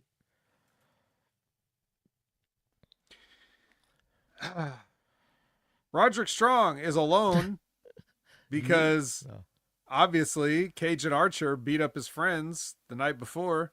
So he's out here against, do you want to say it this time, Jimmy? Who's he against? Mortos. The Beast. Unfortunately, I'm not using my roadcaster to do the proper deal, but you know, right. I popped when Mortos came out. At first I thought it was Rush, but no, it was Mortos. Well, he may be the Beast, but he's not better than a Roderick Strong jumping knee. So it was a bad, stupid jumping knee. It didn't even look like that hard, dude. I hate that move, man. Again, production. They got to get it from an angle where it looks kind of cool. They always get it wrong, though. Well, you know what? Just like you alluded to, Cage and Archer come out to finish the job on Roderick Strong. Yeah, fuck me, man. Everybody dies. You just hear that bullshit and yeah. Cleaned house. I like how these guys have left, or at least Archer has left Jake, but he's still dealing with Jake the Snake business somehow. Right. Somehow. Because these guys are in the Don Callis family, and they were paid to.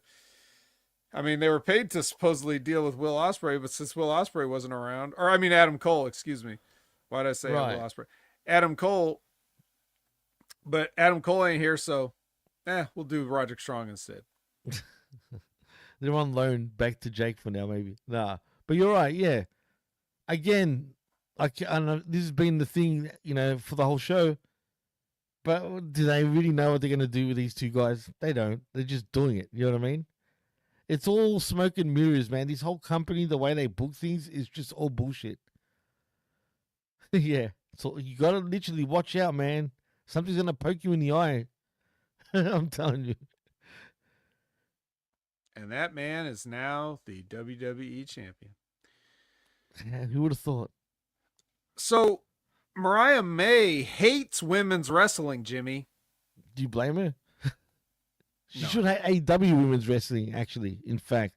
She should get a load of NXT. They got a lot of women's wrestling down there. I'm sure she should go there. But you know what's dumb about this promo, though? Who else is been dominating the women, really? If not more so. And that's Monet. When she says she got no fucking competition. Right. Well, you got one bitch that hasn't lost either. You know what I mean? Pretty much. Why not mention her? But I guess she doesn't exist in Mariah's universe. Right. Well, that's the thing. It's like you have these two women who are both heels. Then they have because they're both heels, they can't take exception to what the other says. Not in TK's Mariah May universe. Mariah May has to ignore the CEO. The CEO has to ignore the glamour. Like they just both exist and they're cool with it. Mercedes doesn't feel like a secondary champion when she feels like she should be, or like have both belts or whatever. Like that. Well, to be honest, the but don't worry. Championship seems more legit than the World Championship right now.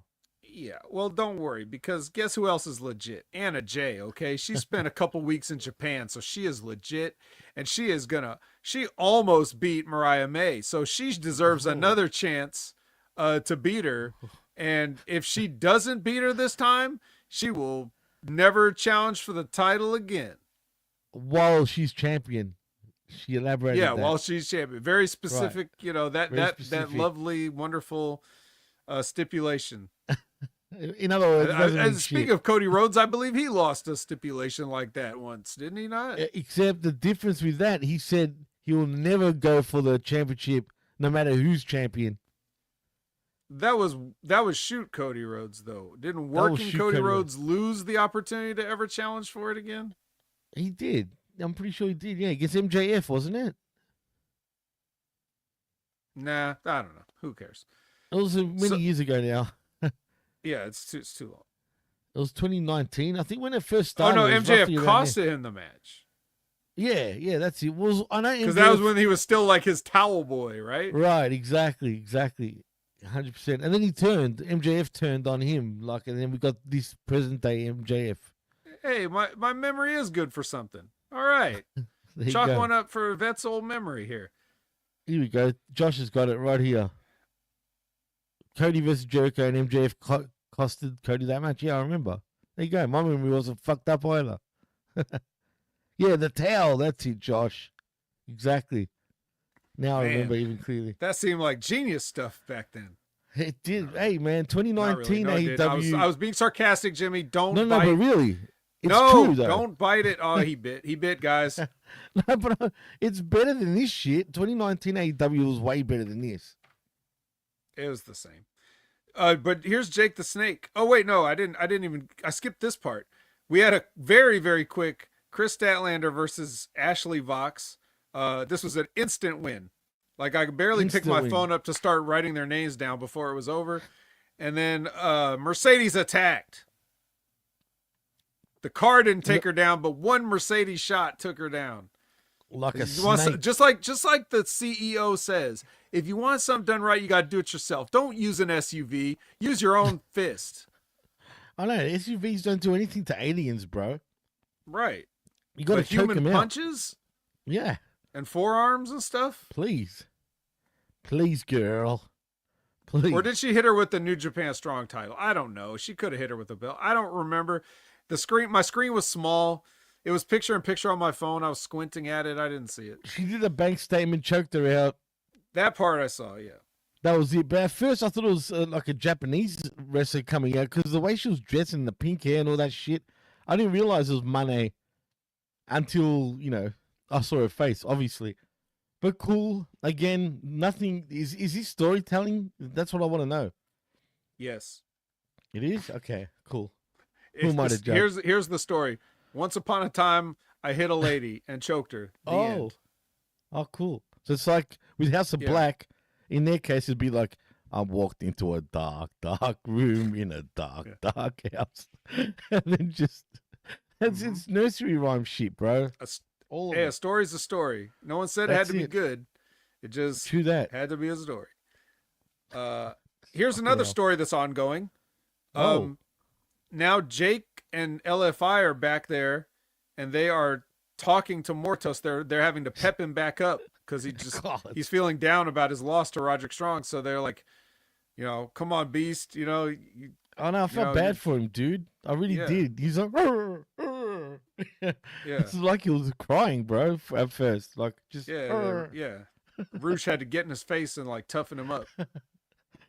Oh man! And then he was all pumped up. By the end of it, it's like, rah. When you press, when you're losing Street Fighter and you see at the end, the timer's going down, right? And you press you put a new credit in and you press the one player thing, and you're like rejuvenated.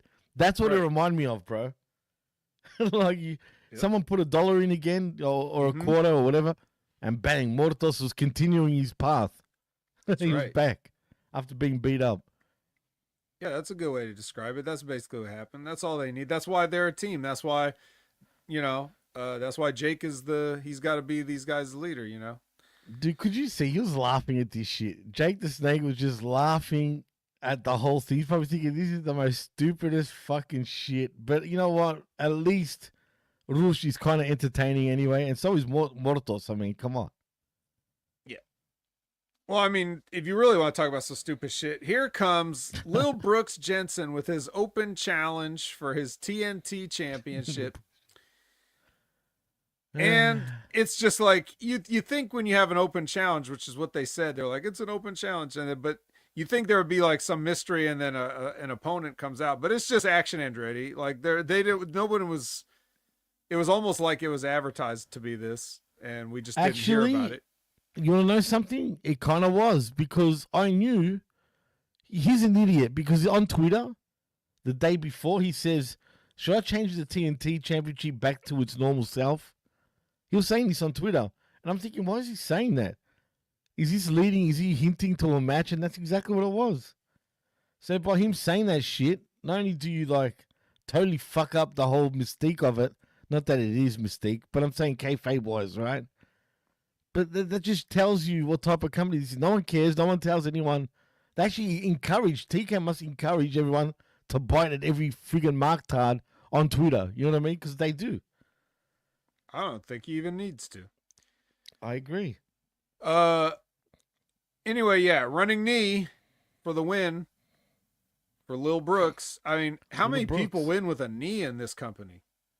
It's look, dude. How many guys have got the same names in this company? There's actually a bunch of this like Adams, Pages, Tony's. There's all sorts. Believe me. Cages. So, the Cage brothers. Cages, Pages. You're right. Damn, Cages. I mean, it's ridiculous. At least with WWE, there's only one pair, and that's Braun and Braun. And even then, it's still kind of different. I mean, if your name's your name, that's one thing. But, I mean, if you're doing running knees and you weigh 145 pounds... It's deadly, bro. And everybody else is also doing it. That's not the only... to anyone. It's not the only 145-pounder that's going to do a running knee. But Daniel Garcia is going to come in. He weighs a little more. He's probably like in 170. He comes out. Sucking weight, 170. You're right. Yeah, he challenges Jack, and Jack's like, he accepts the challenge, but he says, "But you're not ready," which is kind of hilarious coming from him. I know, who's he to say that of all people? I mean, come on now. But whatever, cool. Quote to Jack, and no more. Not never more, just no more. Okay, well, what about this one? You want to talk about some storytelling. You want to talk about some production. You want to talk about some vignettes. We're talking about impress me. Cheerleader Julia Hart getting shot with an arrow through the heart by Dark Julia Hart. What's happening here, dude? Again, why are we seeing her back to her old self, and then we see her back in the darkness while she's being a cheerleader on a football field that no one else is even there? What's going on here, bro? Dark Julia. So this OG Julia this is metaphorical is storytelling. Like, I had to kill my younger self to be my current self. That's so fucking smart. I've never seen smartest shit ever, man, in the company. Profound. I love it. Profound indeed. So is she coming back as the normal Julia in House of Black, I assume? No, she's Dark Julia still. Oh, yes, just Dark Julia. What happened to Dark freaking Sky Blue? She got Dark beat up at that one pay-per-view, I think. 2 years ago? She was on the... no. I know. Who was it? Somebody jumped her at like a pre-show on one of these. So like All Out or something? Because Julia? All Out was in Chicago, right? Don't they do All Out in Chicago? And that's her hometown. And she was like on the pre-show and someone like hit her in the knee or something. Maybe. It feels so long ago at this point. I've forgotten. But yeah, I mean, she was injured, but I thought she was fine. I remember reading something recently that she was ready to come back. But I guess there's no room for her run. There's too many women. Is there like a renaissance when it comes to women's wrestling? Because like we were saying before, NXT is stacked with women, right? But now I don't remember a time that so many women want to become professional wrestlers, dude.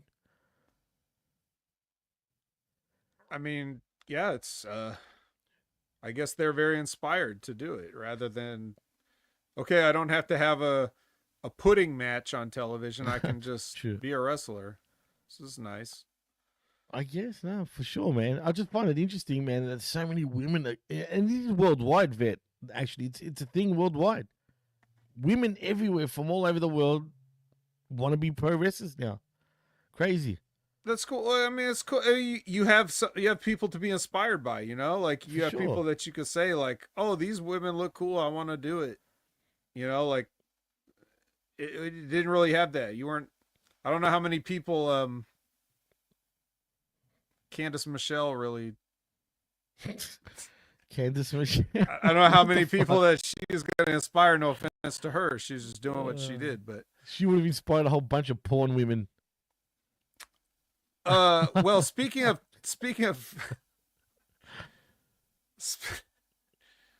home video, the Outrunners, do their merchandise VHS style that we were talking about. I love that shit. Too good, man. Mm-hmm. Absolutely. So too good. We get a little Outrunners ad here, analog, and then Lexi finds Daniel Garcia and Fat Daddy. Fat Daddy. Yeah, and they're talking about stuff. AR Fox versus Nick Wayne. Nick Wayne hits the Tiger Destroyer. It's like a Canadian Destroyer, but you do a double underhook first. Oh, that's his spin on it. Yeah. So then, what's a Panama Sunrise? What's the difference? That's just a Canadian Destroyer, but you call it a Panama Sunrise. That's what I'm asking. Why? Why do they have to call it that? It's a Panama Sunrise because he hops off the second buckle first and then does it. Oh, you're right. That's true. That's true. You're right. That's and Adam Cole's style. This is a Tiger Destroyer because he hooks your arms. Ooh, then it should be called the Triple H of the pedigree friggin' driver. Mm-hmm. Wouldn't that make more sense? Sure. Well, you know what else makes sense, though? That they waited this long to get AR Fox back for that time that, as I alluded to earlier, that he and Swerve went in there and beat up Nick Wayne and left him in a pool of blood in his garage, wrestling ring or whatever it was. And now that, now that Nick Wayne is a heel and AR Fox is not really on television, he decides to get his retribution by stapling a picture of this family to his face, just like this was done to him. Dude. This kind of offended me, though. I didn't like it, man, at all. Only because if it's true, like with what he said, just say. If it is, I somehow doubt it, but regardless, man, it's just bad taste, bad storytelling again. Do you really have to go that far to do that? To, like, tell a story? Or get your point across? Well, the real question is this. Should we feel sympathetic about something that's simply retribution? Like, should I feel sorry for AR Fox? He's the one that broke into Nick Wayne's house and fucked him up. So now that Nick Wayne is getting him back, am I supposed to feel sorry for AR Fox because that was a while ago? But didn't he apologize to him? He did. I don't think Nick Wayne accepted it then. Okay, fair enough. You're right. Would you accept the apology? Oh, sorry, I committed criminal activity and everybody filmed it and you guys laughed at me.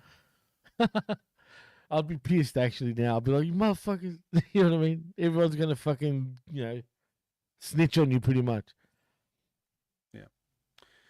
Yeah, I wouldn't. I don't feel any sympathy for AR Fox. If this is your way of like saying we're not going to be bringing you back, AR Fox, and fuck you and good luck on the indies, then yeah, it's a good thing to do.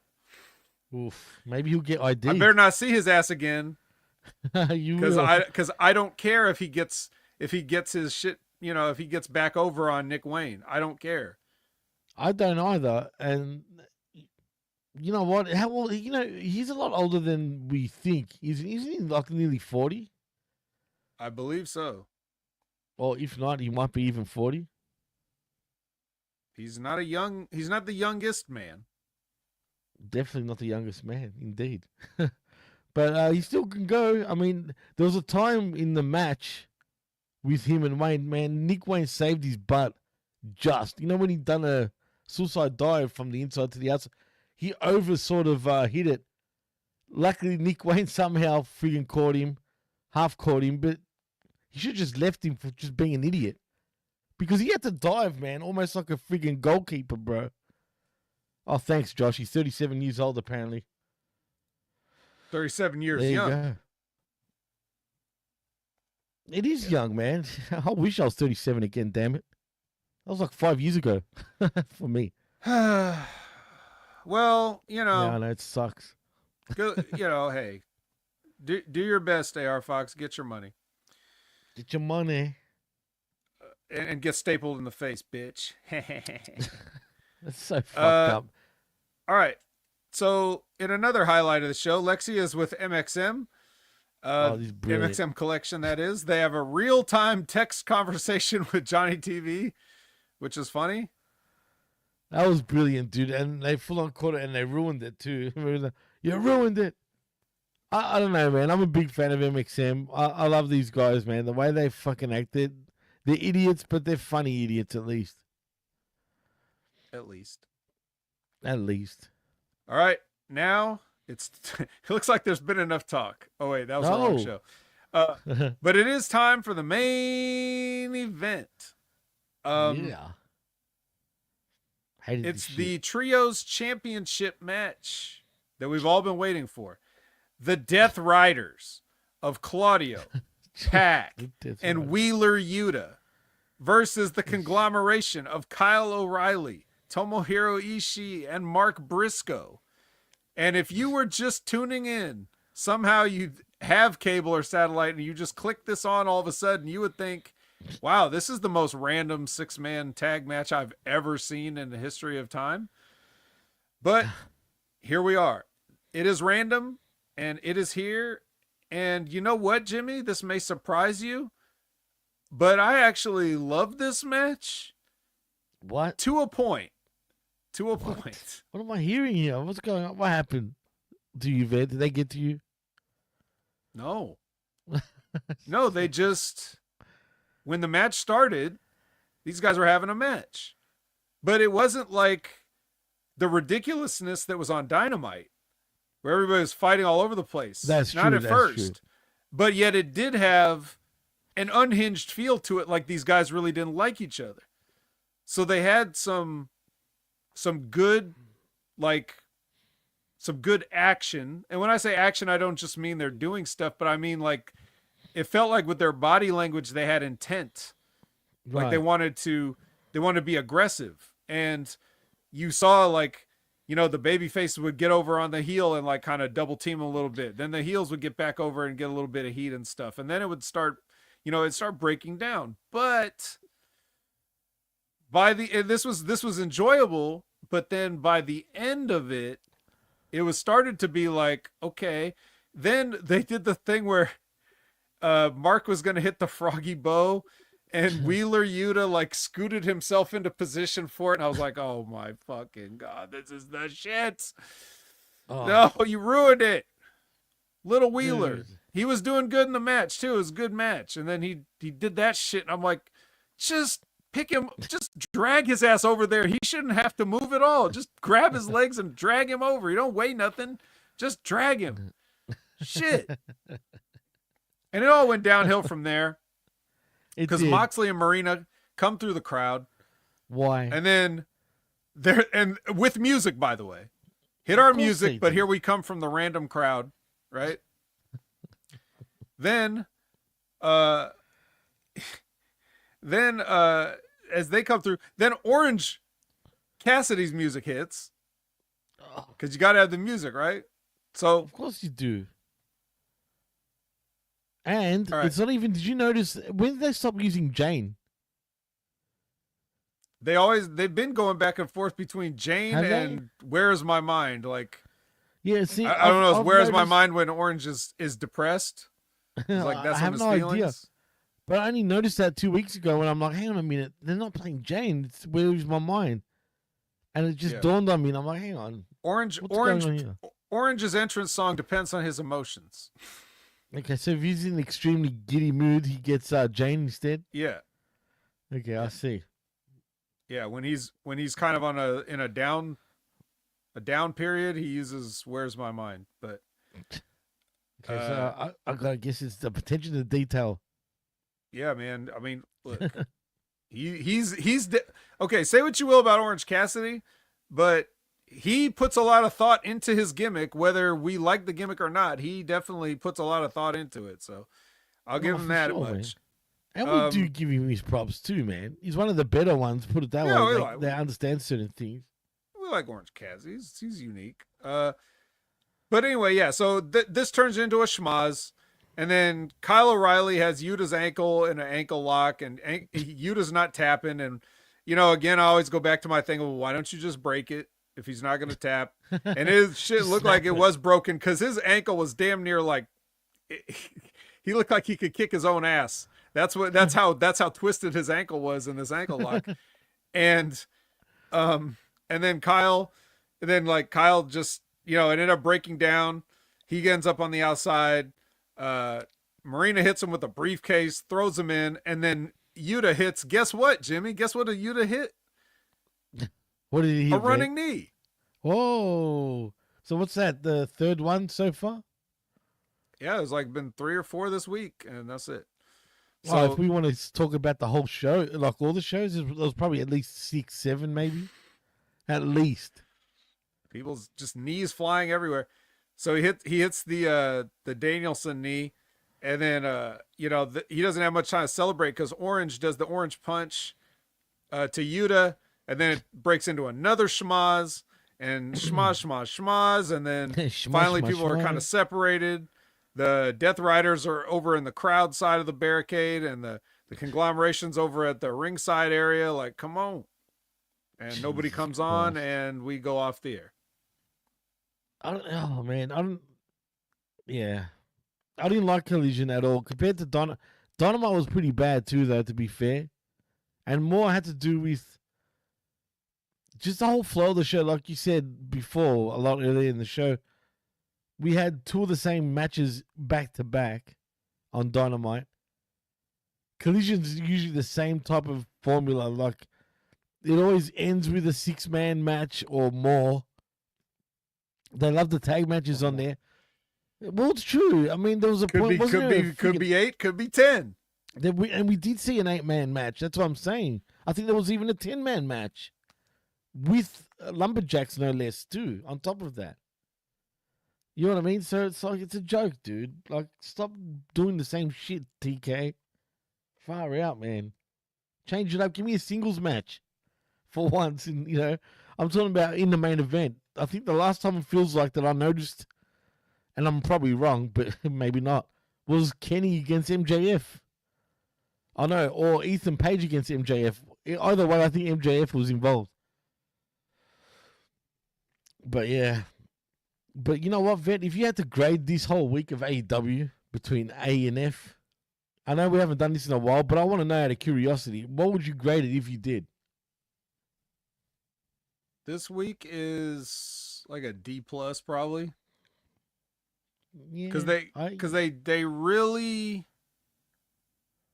pissed me off with just how careless a lot of their stuff was, and they didn't do enough to like counterbalance it. So they don't care. So D+. I agree, D+ for me too, man. Just I've seen worse, don't get me wrong, but I just felt like it was just boring. Like, all the shows just seemed pretty flat and the same old shit, the same formula on both shows. One's multi-man show, the other one's a hardcore show, and they're talking shit about ECW. I'm just saying, you know what I mean? Well, in ECW news, that ECW NXT episode that went head to head with Dynamite drew a whopping. They did outdraw Dynamite, in fairness. But not if you Dave Meltzer. They barely crossed back over the 600,000 mark. And Ray was asking me on the Next Level Wrestling review if I thought, he said that apparently people are saying that they thought that the ECW episode would be the highest rated on CW yet, and it's pretty much one of the worst still. Really? Yeah, which that's kind of around what I expected. So right, I wasn't expecting like any miracles with that. It would have been roughly the same shit. But again, should AEW be worried about the numbers? Because the thing is, at least NXT weren't in the usual time slot and they still won. You know what I mean? That's pretty bizarre when you think about it. And then you got Meltzer going around saying, before we do, wrap it up, I just want to say, then you got Meltzer saying, oh, yeah, NXT did win, but they didn't win in the fucking, in this demographic or that, blah, blah, blah.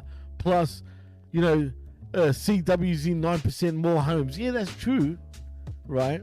Because one's, obviously for free, anyone can get it. And, the other one, you've got to have cable, right? But you still lost to a developmental brand at the end of the day. Say what you will about NXT. It's a developmental brand. Your main friggin' company cannot beat a third tier brand. I mean, they used to when they were doing it weekly. Right. That was different times. That's a different time. And also, right. NXT was on cable then too, so it's like it was a little bit more fair, but yeah, it's true. The bottom line is, you asked if they should be concerned. I mean, of course AEW should always be concerned about all of their metrics and everything they do. They should always want to go up in everything if they can. Everybody does. Nobody says we want to tank, unless you're like a sports team trying to get a draft pick or something.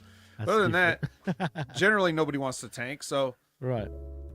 Of course they should care, but that's the thing. It's people aren't watching it because whatever reasons of like, oh yeah, the presidential election, or oh yeah, the new gas station opened up down the street, or no, people ain't watching it because they ain't watching TV and it ain't WWE. And they ain't watching WWE either. WWE's ratings are going down. Everybody's ratings are going down. But if WWE looks hot and full and AEW looks cold and empty and both their ratings are going down, that kind of tells me it's just less people that want to watch TV live and would rather watch it later. I agree, but again, I feel like you're the only one that actually, sort of says that. We're the only ones that talk about it. I'm the only one that's right about a lot of things. No, but really, I'm not trying to like toot your horn either. I'm being dead serious. When you hear everybody else, doing their shows and whatnot, they all love talking about the ratings left and right. Everybody. It's like it's such a big deal still, man. But really, it truly isn't. Except unless you're the actual, companies that pay for this freaking content. Obviously, it matters then after that. Yeah, it matters to the CW, matters to USA, it matters to TBS and TNT. And TNT, right? And USA and freaking Netflix. And it will matter to Netflix, but Netflix will never tell you how many people it is. So why is that? Why are they like that? Why should they? I guess. Why not? I am intrigued to know. It ain't none of these marks' business anyway, No, you're right. I mean, why are we even talking about freaking TV and ratings? Think about that, right? I mean, it's pretty crazy when we talk about that in terms of wrestling. Well, let's talk about where they can find us outside of here, Jimmy. You go first, man. Tell them what you're doing. Yeah. Mike Martin says, matters to the people in power that matter. And that's exactly the ultimate. That's ultimately it, man. So all these fans and Meltzers and everybody else can be squabbling about what it means, but it don't mean nothing to them. It only matters to the people in power that matter. And we are the people in power because we are the people. We are. Jimmy, you had a puzzling comment there. Yeah, I'm just wondering why. Why? Goodbye. This is the last time I'll be in the chat. I was online last night, decided to leave. Why? What's up, Aaron? What's going on, man? Not impressed with the others? They're not playing fair? You can't leave us, Aaron. Yeah, you're the king. What about me? Yeah, what about Raven? Yeah, that's what. That's exactly what was going through my mind. No, but really, man, don't be like that. Come on, man. You go through worse shit than to care about what people say in the chat. So come on now. Why? You can't deprive us of. You heard what Jeff? Don't listen to Jeff. Don't listen. He was joking. Oh, who listens to Jeff? Oh, man, I didn't know that. If that offended you, don't be. Jeff. He's just some guy. I don't even know why he's on here. To everybody. He didn't mean it like that, man. What's up, Billy Ray Valentine? Hey, well, he's in the house. Prolonging the show now. Everybody's just jumping in now. People are trying to leave. People are joining in. We're over 2 hours. We're trying to end, but we can't end on this kind of business. You better, man. What were you guys? God damn. Listen, let me just put it to you like this for everybody. Man. Everybody should always be here to see more of me, the best in the world. You don't want to miss out on this, and I don't want to miss out on what you guys have to say. It's a mutually beneficial relationship. So always think of that. You would never hurt me, would you? Not the old vet. You wouldn't do that to me, right? So you. What do you mean? So don't go anywhere. Don't go anywhere. No, nobody go anywhere until it's time to go somewhere. And if you want to go somewhere and find out what we're doing outside of the Wreckage, HMG's The Wreckage, then you can find me at Opinion Haver on every social media platform available. Just Google me and it'll bring up the most prominent ones. And watch out for any fakes. There's some guy out there that wishes he was Opinion Haver, but he's not, because I took the name, and he's probably salty about it, and he tries to change his name to almost be that. And sometimes I ended up tagged in his Twitter conversations, and I have to leave conversation because I'm like, what are you guys talking about? You don't mean me. You mean this guy. And he spelled the name wrong, and I actually spelled it, and this person actually spelled it right, and they tagged me instead, and I don't like it, and yada, yada, yada. But anyway, Opinion Haver on all social media platforms. You can catch me on HMG Business at Next Level Wrestling Review every Wednesday at 8 a.m. Pacific, 11 a.m. Eastern with Big Ray, even though we were on a Thursday last week because of the move. And you can catch me every Monday night, tomorrow night as we record this, at 6:30 p.m. Eastern, 6:30 p.m. Pacific, 9:30 p.m. Eastern, for the Impact Attack with Brandon, where we talk about TNA. You can catch Wrestling with Rogers every Friday at their concrete time, which for this past week and this coming week is a concrete time of 8 a.m. Pacific, 11 a.m. Eastern. How do I know that the concrete time is that time? Because I am the host of Wrestling with Rip Rogers for these 2 weeks, as I am helping out Von Lilas, who has got to do some gimmick work, and he asked me to help, and I was more than happy. So we had a blast this past Friday. Please check it out if you haven't gone to the Rip Rogers channel, the Wrestling with Rip Rogers live or live. Go ahead and go to that channel, subscribe, notification bell, like everything. And watch me and Rip yuck it up for a good 90 minutes. And we're going to do it again this coming Friday. So please be there. Awesome. Yeah. And check out Stevie Richards every Friday with new content on the Stevie Richards Show. This past week, he was talking about, doing the J-O-B. And J-O-B, man. not only how to do it correctly and his experiences, but also some people that, his experience with people had good attitudes about it, bad attitudes about it, indifferent attitudes about it, everything. So if you want to hear about that aspect of it, that's a good show to listen to. He's got way more than 30.7 thousand subscribers, so we got to update our photo. That's pretty much it for now. And check out Cappuccino Jones. Jimmy? Oh, yes. Cappuccino Jones. And also, aren't you playing anything tonight or today? Yeah, I'm playing something. Twitch.tv/Opinion Haver. There you go. Please join. What game, by the way? Who knows? You'll just have to tune in and find who out. knows?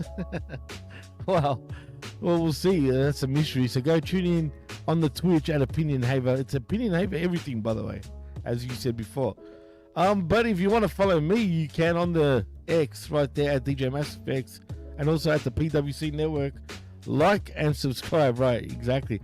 Like and subscribe right here at the Hamid Media Group YouTube channel. And please, as I keep saying, keep sharing, keep liking, keep subscribing, and tell everybody to subscribe. We're getting so close to that 1K mark. We just need to get to there, and then we'll be very happy. So please keep sharing that around, as you guys have been doing. Also, for $5, go to channelattitude.com, where not only do you get the best, but the realest talk in all of pro wrestling, and also at hamidmediagroup.podbean.com for our affiliate shows, including the Wednesday Locker Room with our very own BRV. Yeah, and the boys, of course. Strangled Steve, Bello as well. I mean, they've got a great show, so don't forget to tune into theirs. And I think that's a wrap. So in saying that, I am Jimmy T. That is my co-host, the vet Jamie Williams, and you've been listening and watching The Wreckage. The Wreckage. Right here on the Hummy Media Group YouTube and channelattitude.com after the fact. Thank you to everybody that's joined us too, by the way. And until then, I'll see you guys on Tuesday morning at 10 a.m. Eastern for I Like It Raw with myself and, of course, Big Ray Hernandez. But till then, peace out, and we'll see you soon. See yous.